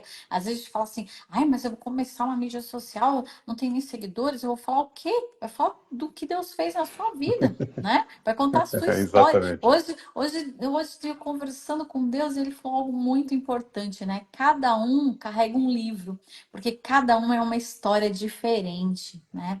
A Mônica falou É. que ela é luz na vida de outras pessoas. A Mafê tem síndrome de Williams. E a Mônica conta Uhum. essa jornada. A Mafê é uma palestrante maravilhosa. Como a Mônica educou ela. Então, hoje elas ajudam muitas pessoas nessa jornada. Então, é isso, é Ah, que você legal. aproveitar, né? E ser luz, e contar a sua história, e falar do seu propósito, e conectar outras pessoas. Já fiquei feliz, eu já estou conectando vocês aqui, já vai ter live. Eu já vou fazer também com o pessoal do Procura por Cura, ó, e é assim, a gente vai Isso. aumentando o network, e eu creio assim, Paulo, que não existe acaso. Deus, ele une pessoas e ele une propósitos. Então, Deus vai unindo, né? Então, isso que é lindo o agir de Deus, quando essas conexões que a gente faz, né? Então, ó, procura por cura, ó, já vamos conversar também, né? Daniela, ó, tá vendo, Daniela? Aí, vai em frente, hein? Vamos, Vai dar vamos, tudo estamos certo juntos, aí. né, Paulo? Então, isso que é legal, É, que a gente poder, né? Você que está ouvindo a nossa live hoje, como eu falei, não sei o momento que você tá, mas já pensou? Daqui a um tempo é você contando a sua história aqui, é você falando da sua remissão, falando da sua cura, né, Paulo? E a gente está aqui para é, isso, para poder encorajá-los aí, né? E com nesse médico, certeza. Paulo, daí ele que, quando você viu essa terapia, você sabia que você ia estar lá, não conhecia muito. No primeiro momento você já falou, eu vou, ou você teve alguma dúvida? Então, a primeira vez que eu ouvi falar nessa possibilidade foi com uma pergunta casual que eu tive ao meu médico anterior, Uhum, ao Dr. Wanderson Rocha, uhum, que era o Dr. Tabac, Daniel Tabac, que é um grande hematologista aqui no Brasil. uhum, Né? E o Dr. Tabac, ele até citou, né, Paulo, parece que tem uma pesquisa clínica, porque todos os médicos, principalmente os médicos de renome, trabalham em grupos assim de médicos uhum, pelo WhatsApp, né? Então, eles trocam informação E ele falou, parece que tem pesquisa clínica, e é uma pesquisa muito boa, feita lá na Universidade de São Paulo e tudo. Mas ele não tinha muito mais informação, né? Ele falou que era o carticel, explicou o que era o carticel. Na mesma hora eu comprei ideia, eu falei, doutor, mas o senhor não tem, não atua muito nessa área do carticel? Ele falou, não, infelizmente não. Mas assim, eu comprei ideia porque naquele momento, como eu venho de uma família que sempre prezou muito a questão do conhecimento, eu acho que a gente tem que deixar sempre ressaltado aqui, porque sem o conhecimento, sem a informação verídica, né? Sem a informação balizada, né? Vamos dizer assim, principalmente Aham. na ciência, quando Empírica, se né? trata de saúde, Isso. exatamente. Quando a informação está balizada na ciência, a gente tem que valorizar muito. Então, meu pai sempre deu muito apoio para a gente, ele sempre valorizava muito o conhecimento, livros, não sei o quê, temos que ler muito, aquela coisa toda. E para mim, quando ele falou, o doutor Daniel Tampac, naquela ocasião, falou que existia essa possibilidade, eu falei, olha, na mesma hora, eu falei, se tiver essa oportunidade, eu vou entrar com certeza, porque me bateu, naquele momento, uma sensação É isso. muito clara de eu poder ajudar, através de eu participar de uma pesquisa clínica sobre o carticel, de poder ajudar a ciência, ajudar as pessoas naquele futuro que vão vir, que as pessoas que vão se tornar pacientes depois podem ter um tratamento melhor do que eu tive. Não que eu tivesse um tratamento ruim, mas a ciência é assim, evolução sempre, né? Mais Então, avançado. então, eu fiquei muito orgulhoso até dessa possibilidade. Então, a partir do momento que eu resolvi a questão da minha visão, né, como eu falei, em volta de maio, junho de 2022, aí minha família começou a pesquisar a questão de como se teria ou não um médico, né, que fosse um médico mais especializado na área de carticel, vamos dizer assim. Né? Então, isso aí demorou um pouco. Quando foi em setembro, início de setembro, a família descobriu um médico, Dr. Wanderson Rocha, associado a Carticel, ele como sendo coordenador da rede DOR, nessa área de Carticel, e também coordenador do SUS, também na área de Carticel. Né? Daí fizeram contato com ele. Naquela ocasião, ele atendia quinzenalmente aqui no Rio de Janeiro. Então, eu fui fazer uma consulta com ele quando foi em setembro, na última semana de setembro, acredito, de 22. Aí nessa consulta eu tinha mandado uma série de exames para ele antes, ele viu outros exames na hora, né? Passei documentos, informações, ele conversou comigo, aquela coisa toda, e falou assim, Paulo, você parece ter um perfil que possa fazer parte dessa pesquisa clínica. Eu já tinha dito que eu participaria da pesquisa, eu deixei muito claro isso, de uma forma muito enfática. Aí ele falou, então a gente vai levar o seu caso para um comitê, que tem um comitê que analisa isso, que junta médicos e cientistas da USP com o pessoal da Fundação Hemocentro de Ribeirão Preto, né, que faz parte desse consórcio aí na área de serviço público. E aí eu falei, doutor, fica à vontade. Aí ele levou, aí quando foi final de setembro, logo não demorou muito, eu acho que por causa do meu estado de Sim, gravidade, assim, também. né, ele deu a resposta e a família ficou toda feliz que eu fui aprovado, né, nesse comitê.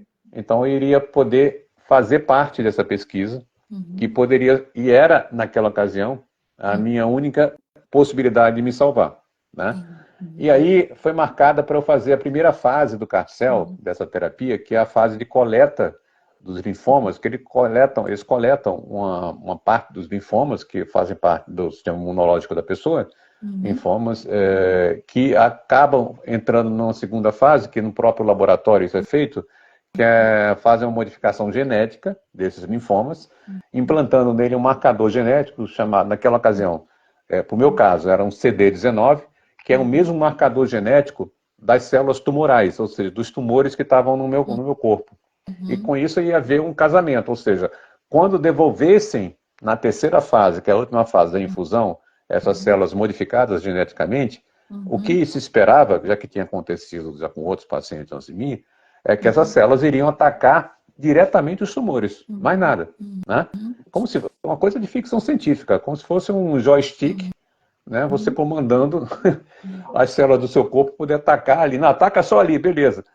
Só que aí ele alertou para mim que havia um risco, há vários riscos, mas o mais sério é que nos primeiros 15 dias após a infusão, eu estava mais sujeito a isso, a ter o que eles chamavam tempestade de citocina. O que é uma tempestade de citocina? É uma intoxicação geral do corpo, porque imagina a situação. Aí eu estou fazendo É um quadro na minha alérgico, cabeça. né? Bem forte, né?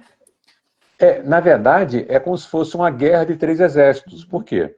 Quando você implanta de volta o linfoma modificado, ele vai atacar os tumores vão querer se defender, e ao mesmo tempo os linfomas que estão lá vão achar que os linfomas que estão entrando geneticamente modificados são inimigos, porque eles são modificados geneticamente.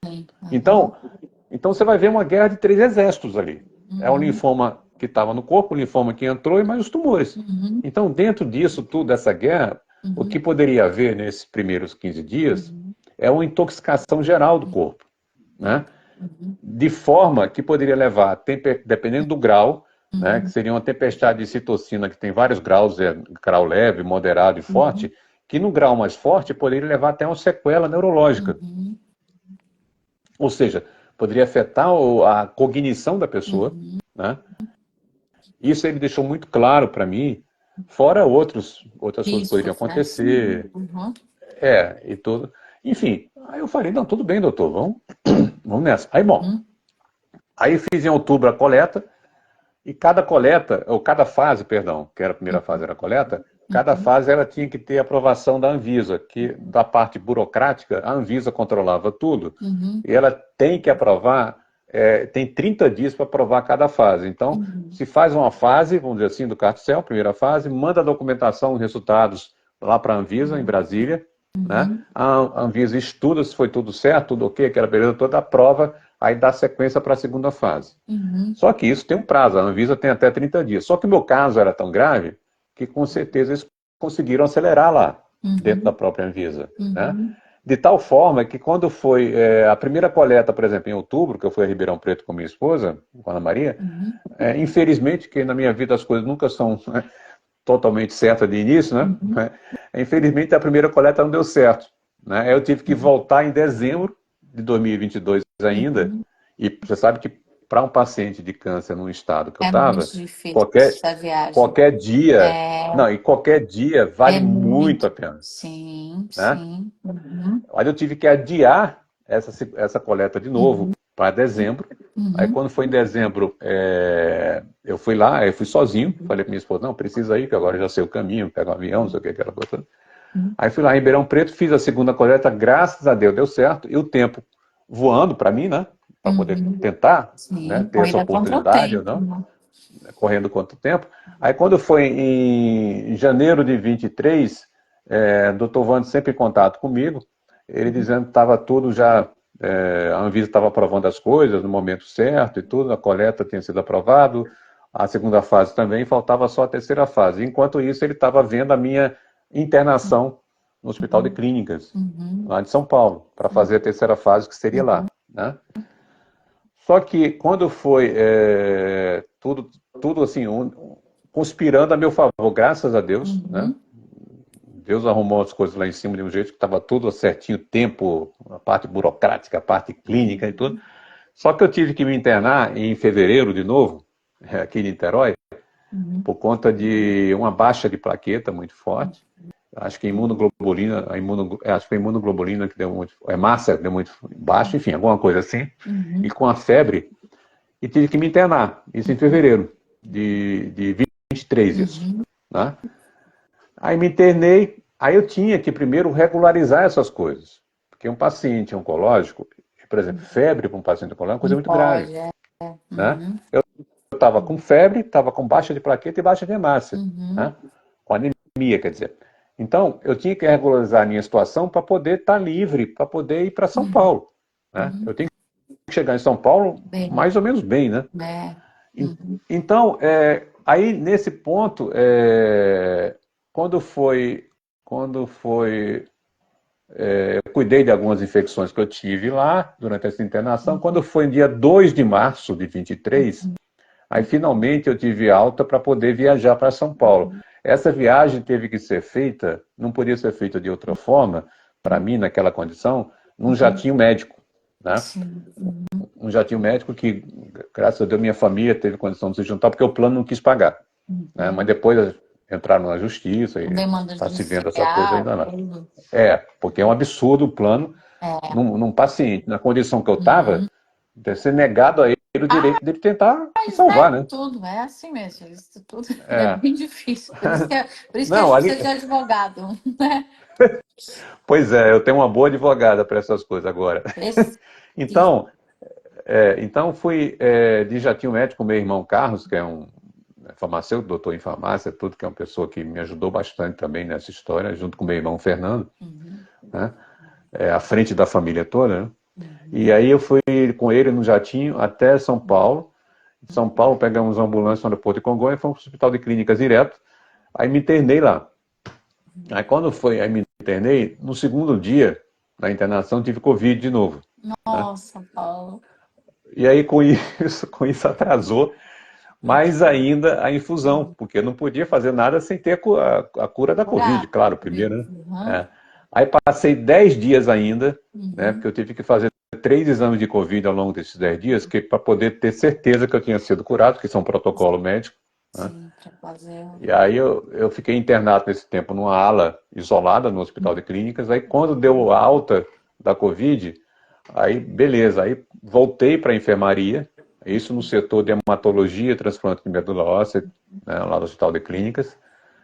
Aí quando voltei para a hematologia, aí quando foi, marcaram a infusão finalmente para o dia 24 de março, Uhum, né, de 2023. uhum, Só que havia um PET scan que tinha sido feito no dia 6 de março, que esse PET scan eu não tinha visto, o doutor Vantes não tinha mostrado para mim até uhum, então, né? uhum, Esse PET scan mostrava o meu corpo e até agora, assim, quando esse PET scan junto com o PET scan que eu fiz em 24 de abril, né, quando foi o momento que o PET scan mostrou que eu estava com 100% de remissão, a comparação dos dois, do PET scan no dia 6 de março com o PET scan em 24 de abril, é uma coisa surpreendente, assim que até agora né? não, viralizou isso o mundo inteiro, porque Uhum, até agora os médicos acham aquilo meio um milagre, uhum, entendeu? Porque não dá, eu não consigo ainda. uhum, Outro dia deu uma entrevista, não me lembro para quem, acho que foi para o podcast do Fantástico, uhum, que eu falei que até agora eu não consigo entender que uma pessoa, pode ser eu, qualquer outra, uhum, tivesse passado de uma situação assim para uhum. uma situação assim. Sim. Em muito pouco tempo, né, Paulo? É, Muito pouco tempo.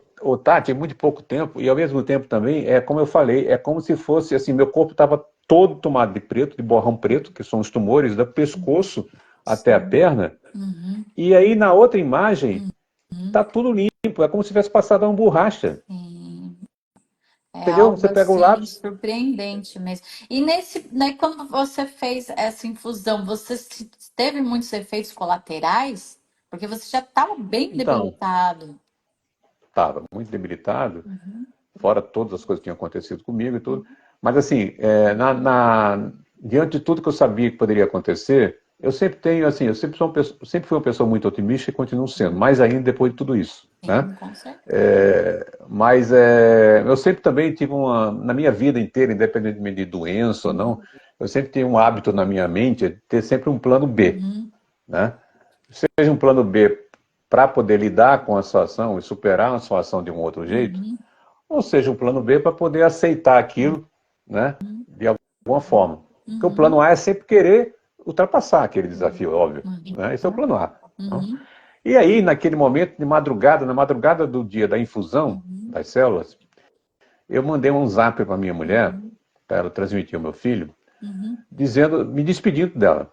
uhum, Por quê? Porque eu disse para ela o seguinte, que, primeiro, eu tinha certeza, né, eu tinha fé uhum, que iria sobreviver ao carticel. uhum, Segundo, eu tinha fé que não ia ter nenhum problema. uhum, Mas, podendo haver um problema, uhum, mesmo que eu sobrevivesse, um problema de cognição, vamos dizer uhum. assim, isso iria afetar a minha capacidade de Aham, comunicação com as pessoas. Então, eu deixei uma mensagem para ela, uhum, né, mandando uma declaração de amor, aquela coisa toda, uhum, porque eu não sabia o que iria uhum, acontecer. Assim, uhum. a minha vida estava entregue, a ciência é Deus. Sim. Né? Aham, Então, aí no dia da infusão aconteceu um negócio muito engraçado, foi que, é, claro, eu fiquei com um pouco de expectativa e tudo, mas não pela infusão em si, mas pelo possível efeito de cognição, entendeu? Na uhum. cognição. É Sim. isso que me Aham. deixava um pouco Que para mais... você, né, Paulo, assim, pela mente que você tem, você é um cara assim muito culto, então eu imagino que para você pesava muito esse ponto, né? E o Paulo falou uma coisa, gente, muito importante quando ele fala que ele deixou a mensagem, mas nós temos que estar preparados todos os dias como se fosse o último, viver cada dia como se fosse o último, de deixar a última mensagem. Talvez a gente saia ali. Acontece qualquer coisa, a gente é atropelado, acontece. A gente não sabe, como eu falei, não, a gente não sabe a nossa Exatamente, é. senha, né? Mas qual é a nossa última mensagem? Qual é o último abraço? Qual é o último tchau? Eu aprendi muito isso, Paula, recém-casada com uma amiga, e o Uhum. marido, ela tinha brigado com o marido, e o marido saiu, e ele foi assassinado em São Paulo. E Caramba. ela se culpava muito, sabe? Porque não tinha se despedido, porque tinha brigado, porque tudo. Então é aquela coisa, aproveito hoje, vivo hoje. A gente vive muito de picuinha, né? Assim, de deixar. Exatamente, Acho que o é. Covid mostrou muito isso pra gente, né, Paulo?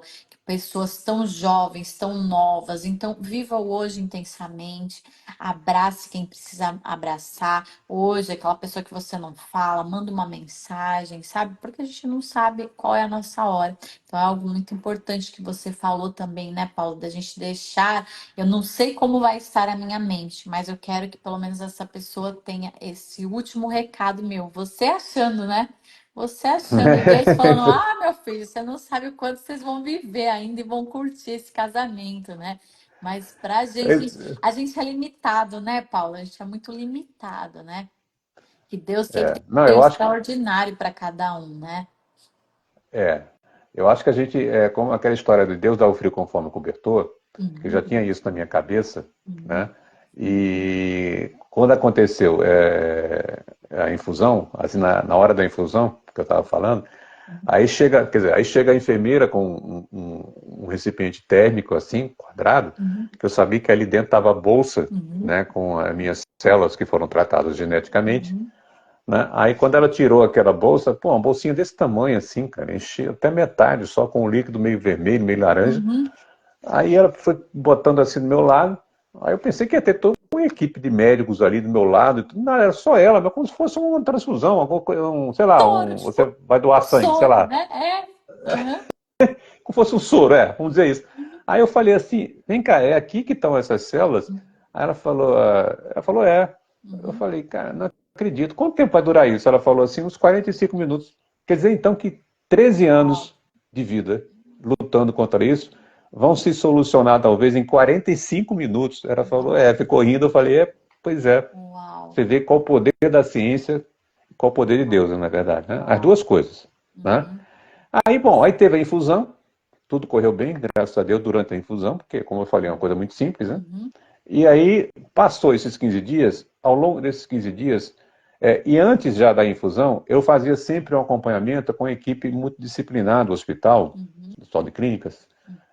Aliás, fazendo um parênteses aqui, não só a equipe fantástica, humana, profissional, competente e dedicada, Uhum. né, a partir do Dr. Wanderson para baixo, enfim, como também todo o setor de hematologia e transplante de medula óssea, que é patrocinado Uhum. pela Crefisa, Uhum. né? Assim, foi todo estruturado para ter equipamentos e toda a estrutura de primeiro nível, Uhum. entendeu? Então, isso tudo pelo SUS, Uhum. Uau. tá?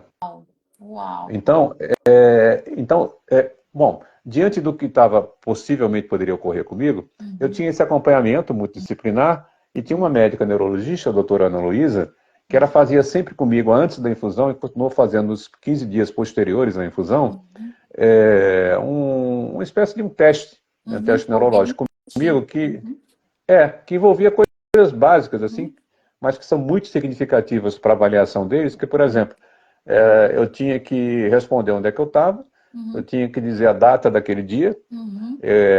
eu tinha que escrever alguma frase para ver a caligrafia, que era muito importante, Uhum. e outras coisas lá que ela fez. Uhum. E sim, tem que contar de 100 para zero, de trás para frente, né? 100 Uhum. para zero. E eu sempre fiz isso, antes e depois da infusão, de uma maneira assim, sem errar, Uhum. entendeu? Aí, no final de tudo, que ela teve que se despedir de mim, que já tinha feito o trabalho dela, eu tinha passado por aquilo, Uhum. ela falou que eu perguntei, doutora, como é que eu fui nesses testes que eu fiz? Não, você foi um paciente nota 10, né? Aí Uhum. eu falei, Uhum. ótimo. Mas naquele período, Tati, eu tive Uhum. apenas da coisa neurológica foi 2 dias que eu fiquei com os braços e as mãos tremendo, tá? Uhum. Tremendo assim, de uma forma involuntária. Eram espasmos, né, que eu tinha, às vezes fosse um choque que dava na mão, Uhum. aí eu não conseguia nem segurar direito o copo, né, nem a xícara, tinha que pedir ajuda, às vezes derramava e tudo. Até para tomar sopa, tem determinado dia lá que não me lembro bem disso, que meu irmão Carlos, que é 2 anos mais velho que eu, Uhum. que é esse farmacêutico, que ele estava lá me acompanhando, eu pedi ajuda para ele para tomar sopa, porque eu não estava conseguindo. Eu Uhum. segurava a colher e a colher tremia na minha mão, entendeu?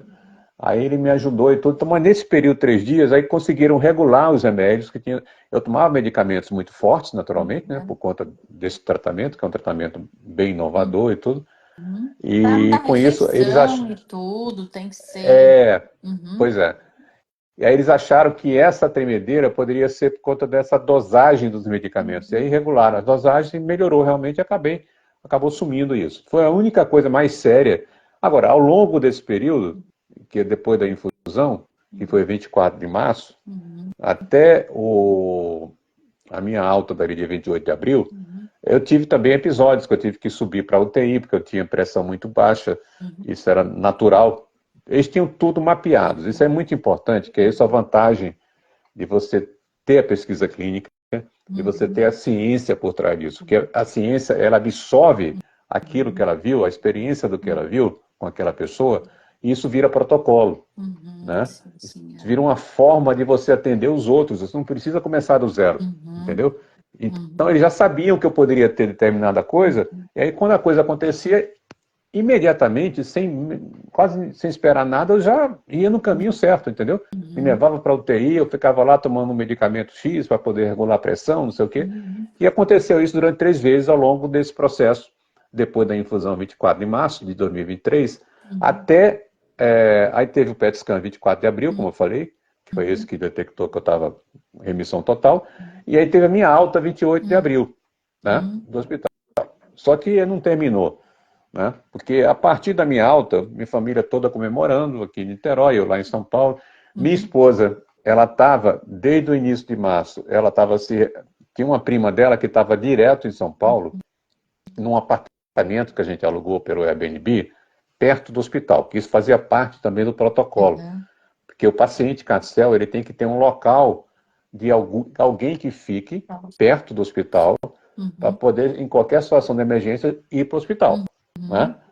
E ao Sim. mesmo tempo, também, quando ele sai do hospital, ele tem alta, Uhum. o paciente carcel ele tem que ficar 30 dias perto do hospital também para fazer exames semanais, consultas semanais com os médicos, até ele receber a alta final mesmo, que é um Uhum. mês depois da alta do hospital, né? Uhum. Enfim, aí tinha esse apartamento, a minha esposa estava lá com a prima dela, foram me buscar dessa alta que eu tive 28 de abril, né? Aí, beleza, cheguei lá no apartamento, ali perto do hospital, almocei muito, né? Comi 3 vezes, estava morrendo de fome, aquela coisa toda. Que delícia Aí sair do fui deitar. hospital, olhar meus exames, meu, eu posso comer tudo, eu tô bem, né, Paulo? Que legal. A primeira coisa que você foi almoçar bem.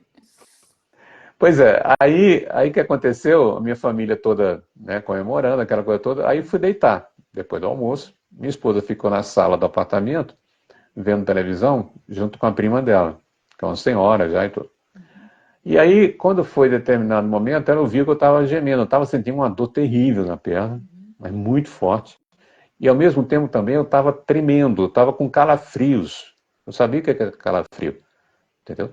Então estava com calafrios, estava para você ter ideia. São Paulo estava frio nessa ocasião, porém não estava tão frio para eu ter que usar 3 ou 4 cobertores como eu estava usando naquela ocasião, grossos. Uhum. Mesmo assim, tremendo de frio. Uhum. E a minha perna doendo. Aí passou o analgésico primeiro, não adiantou.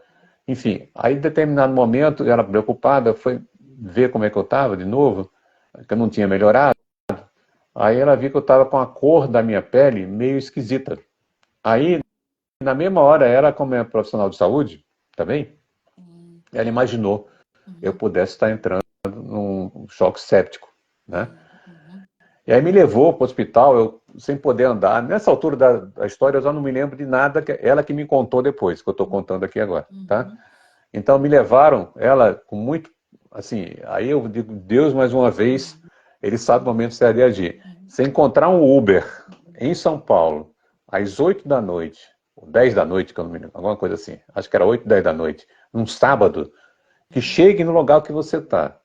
2 minutos depois que você chamou, Ai, só se for enviado por cancela Deus. muitas vezes, sabe? Ó, quem tá aqui em São Paulo, gente, mas o Uber cancela, Ah. cancela, cancela. Não, É assim. não, mas olha, ô Tati, só pode ter sido enviado, porque chegou uma senhora dirigindo o carro, Uhum, aí conseguiram me levar, não sei como, as duas, né, descendo do elevador, que era primeiro andar e tudo, e aí me botaram no carro, me levaram para entrar na emergência do Hospital de Clínica de São Paulo, uhum, só que eu tive que passar, minha esposa querendo que o cara abrisse, não tivesse que passar pelo processo de entrada lá, que era meio burocrático e tudo, uhum, e o cara não entendendo nada de menstruação grave, eu não estava conseguindo saber mais nada que estava acontecendo ali, minha esposa desesperada, e conseguiram me tirar, botaram numa cadeira de roda que tinha no hospital ali, na parte de baixo do hospital, eu entrei naquela sala de administração ali para poder fazer a triagem, como eu não precisava de mais triagem, precisava de alguma coisa para me salvar ali, porque eu estava,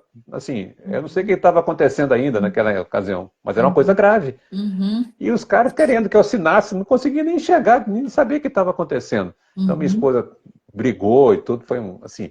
Mas uhum, conseguiram que eu fosse para um setor lá embaixo, que é o primeiro setor de emergência que tem, que é onde eles monitoram a pessoa ali, avaliam a uhum, situação, botam você numa maca e você fica ali tentando regularizar a condições mínimas possíveis da tua saúde para você ser transportado aí sim para a UTI, lá em uhum, cima. Né? uhum, Aí eu fiquei nesse período ali, tudo.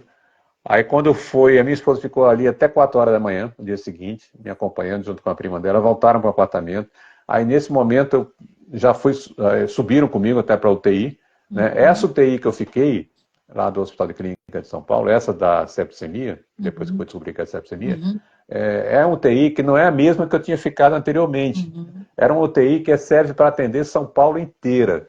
Tudo que é acidente grave em São Paulo, homicídio, ou quase homicídio, tentativa de homicídio, qualquer coisa, coisa séria, assim, que as pessoas estão quase morrendo, vão para essa UTI. Tanto que o helicóptero da polícia, o helicóptero Águia, uhum, ele desce no heliporto do hospital para levar direto para essa UTI. Então eu fui para uma UTI que é um verdadeiro hospital de guerra ali. uhum, Né?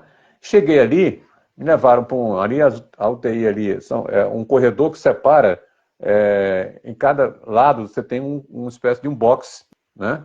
Que é um uhum, box pequeno assim, tudo, mas sempre com vidro na frente, que você consegue enxergar o que está no corredor, e o corredor consegue enxergar você. uhum, Né? Você não tem o monitoramento da pessoa, do médico ali, porque muita gente para ser atendida, e acredito, muita gente em situação mais grave que a minha. Né? uhum, Mas enfim, mas de qualquer maneira você não tem um médico ali, depende daqueles equipamentos que ficam ligados a você, que estão uhum, monitorando todos os seus sinais, uhum. todos.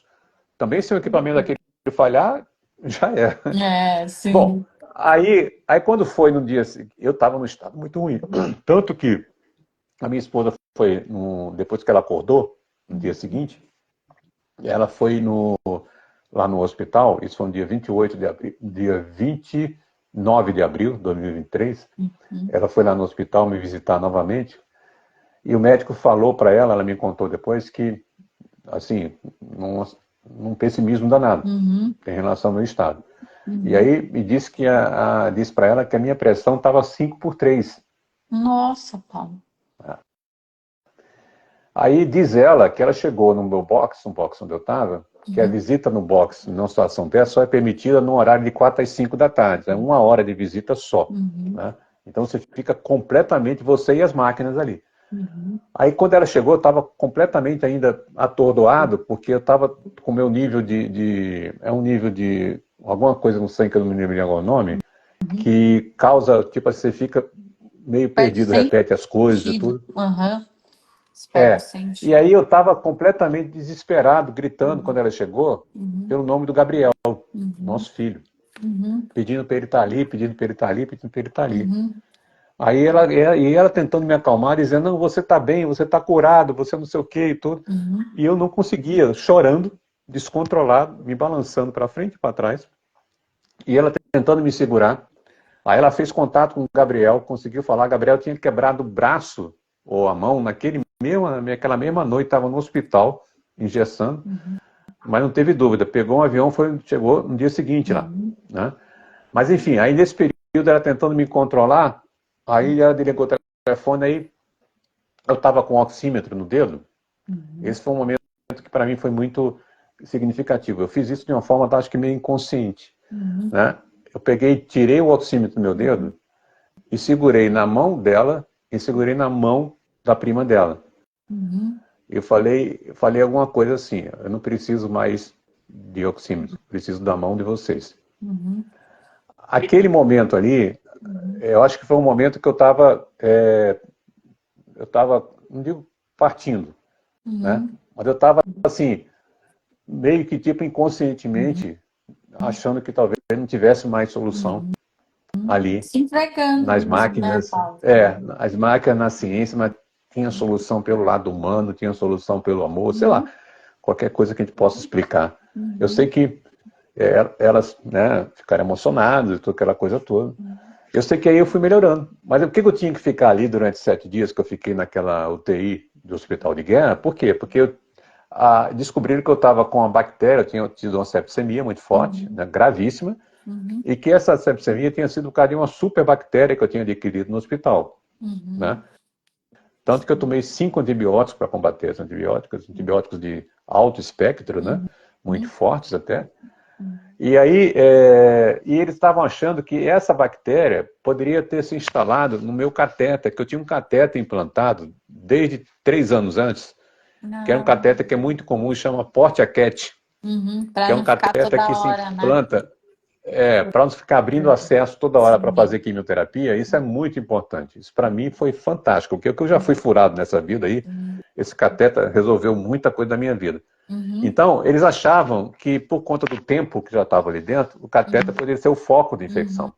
E aí eu tive que ficar ali até ter uma vaga no centro cirúrgico para poder Uhum.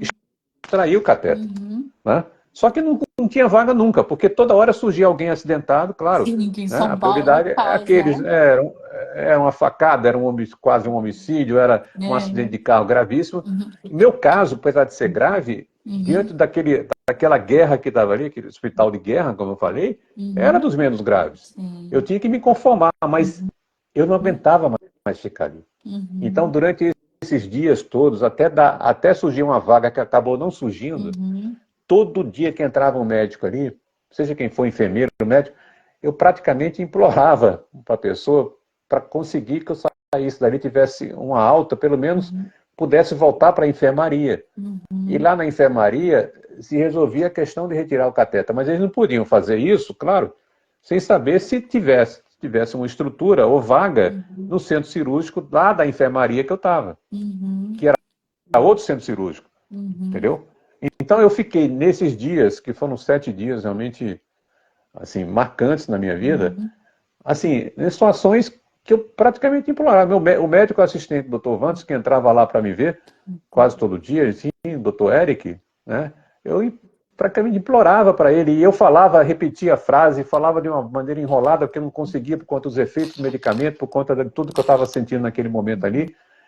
Mas assim, até que teve um dia lá que ele tanto vi, eu no sexto dia, assim, tanto eu implorar praticamente, Uhum. eu falei, doutor Eric, eu não consigo mais, pelo amor de Deus, você me tira daqui, eu não aguento mais ficar aqui, porque Uhum. imagina só, tinha situações ali que eu não podia nem ter alguém me atendendo, porque como tudo era monitorado, e se eu tivesse alguma necessidade, alguma coisa que exigisse a presença de Uhum. alguém, eu não tinha, porque não tinha, sabe por que eu não tinha ali? Não tinha aquele botão que você chama a equipe. Sim. Uhum. É que a gente sabe como que é o mais difícil assim, né? Mais uma vez você não espera, né, Paulo? E agora vai se fazer um ano de tudo isso, né? Um ano que você passou tudo isso, um ano, e nesse um ano de cura, quantas coisas você já fez, assim, o que você já fez de diferente que você fala, uau, ou voltou a fazer? Conta pra gente aí. Então, passado tudo isso, né, eu tive a alta dia 9 de julho do ano passado, voltei para Niterói. E de lá para cá, assim, o que eu queria era voltar para casa, primeira coisa. Quando eu vou voltar para casa numa entrevista, eu falei no sentido bem geral da coisa. Né? Eu falei voltar para casa, eu queria voltar à vida. Né? Uhum. voltar a viver, né? Assim, me resgatar no sentido profissional, né? Voltar a existir no sentido profissional, porque todas essas intercorrências que eu tive ao longo desses 5 anos, 6 anos de lá para cá, me prejudicaram muito, né? Porque você não fica disponível, né? Você não consegue ficar disponível numa situação que qualquer hora você pode estar internado para emergência, para repor plaqueta, para repor hemácia, por causa de uma febre, por causa de não sei o quê. Então é muito difícil você ter uma disponibilidade, né, que o mercado exige, claro, muitas vezes. E eu me prejudiquei bastante, eu tinha que resgatar essa parte, resgatar meu lado, claro, afetivo nas pessoas que me ajudaram, né, minha família, enfim, meus amigos, voltar a fazer o vôlei também, que para mim era muito importante como atividade, né? E, enfim, voltar a ver minha cachorrinha, né, a Areta, que é a nossa cachorra aqui, que faz parte da família, e tentar equilibrar as coisas, né? De certa forma, compartilhando também a esperança, como eu falei, porque a repercussão veio junto, né? Então, com isso, eu toda hora estava sendo requisitado, né? De 2023 para cá, né? Para a questão de entrevista e tudo, não sei o quê. Então, hoje, eu estou tentando retomar o meu livro, que eu comecei a escrever um livro em 2022, né? Sobre essa minha jornada toda, um pouquinho da minha vida, mas basicamente focado nessa minha jornada, contando isso, mas muito mais coisas, né, que aconteceram, e todas coisas que acho que vale a pena, e reflexões Ah, minhas e tudo. Eu tenho que vale sim, voltar, Paulo. porque eu vou. Vale sim. Já tenho 170 páginas digitadas, né? Uau, Mas, parabéns. mas não estão organizadas ainda da forma que eu gostaria. E, além disso, eu preciso digitar coisas que estão anotadas em papel, porque eu levava um caderno para as internações que eu tinha, um caderno em caneta, que eu gostava muito de escrever, né? Então, Uhum.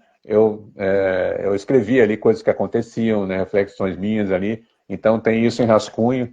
Tem áudios também que eu gravava às vezes para poder colocar algumas coisas, mensagens que eu passava para os outros, que eu tenho isso também, né, registrado, boa parte disso. Então, eu quero ter. O meu sonho é poder lançar esse livro meu até o final do ano. Vai sim, Tá? conta com a Esse é gente um pro sonho. lançamento aqui, ó. A gente vai estar aqui, porque olha, só de ouvir já foi emocionante. Imagina ver os detalhes para a gente poder ler. Olha, Paulo, foi maravilhosa a nossa live. A gente ficou 2 horas batendo papo aqui, foi muito legal. É mesmo? 2 horas. Caramba. 2 horas, ó, mas foi muito precioso. Queria agradecer a você, a todos que ouviram, aqueles que ficaram com vergonha de perguntar, mas saiba que a gente está à disposição para responder aqui, tanto no Mente Saúde, como o Paulo também, ele é uma pessoa bem acessível. E que Deus abençoe cada um de vocês, né? A Mônica falou que tá sem fôlego, ficou vidrada, ficou aqui com a gente, né? Procura por cura. E aqueles que aguentaram, né? Que a maioria Pois é. ó, já saíram, mas não tem problema, porque a gente sabe, né, que a gente sempre faz aquelas lives mais curtinhas, mas foi muito legal de ouvir cada detalhe da sua história. Que Deus possa te abençoar, que você possa curtir. Você é um cara que ama a vida, você é um cara que é um mensageiro, né? Então, que Deus te dê muita saúde, que você possa curtir muito a sua família, a sua esposa, seu filho, seu cachorro, seu vôlei, o sol, o dia. E que, olha, só tem a agradecer, viu? Porque foi um tempo assim maravilhoso aqui de ouvir cada detalhe de superação mesmo, né? Do dia a dia, do espera. E o Portal Momento de Saúde está aqui aberto. Quando quiser voltar, estamos à disposição. Tá, eu queria, bom, primeiro aí, mais uma vez, parabenizar você, né, por essa iniciativa, por esse teu canal aqui fantástico. Desejo muita sorte, muito sucesso. Eu sei que você vai ter, já está tendo.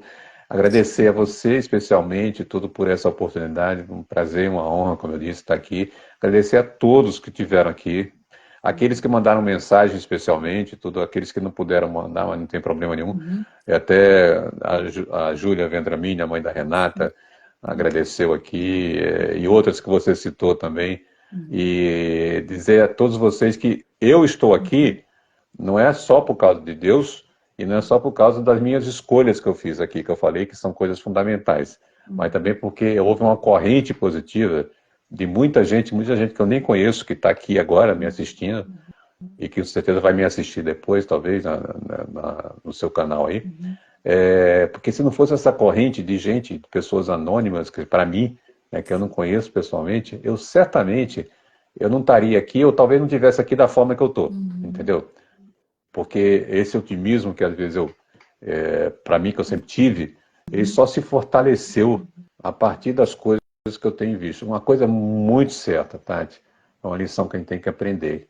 A gente nunca pode achar que as coisas vão acontecer da forma e no momento certo que a gente espera, tá? A gente tem sempre que esperar que as coisas aconteçam e da melhor forma possível, Uhum. porque lá em cima é que tem Uhum. esse controle, Sim. tá? É lá Uhum. de cima que vem esse controle. Então, que Deus abençoe você, que Deus abençoe a todos que estão aqui, Sim. tá? E mais uma vez minha gratidão infinita a você, né, particularmente Isso. pela Isso. oportunidade que você me deu de ocupar esse tempo precioso aí, 2 horas que você falou, que acho que é uma Não, foi longa-metragem aqui. maravilhoso. Ó, vai ficar salva essa live. Vocês que entraram no final, fiquem tranquilos. Essa live vai ficar salva, vai virar podcast, vai para o nosso canal de YouTube e vai chegar a muitas pessoas que precisam ouvir tudo que o Paulo falou hoje, viu? Gratidão, que Deus te abençoe, Paulo. Uma boa noite de descanso para cada um de vocês, viu? Beijão, gente. Tchau, tchau. Beijão, obrigado a vocês, obrigado, Tati. Tchau, Valeu, tchau, tchau, gente. tchau. Tchau.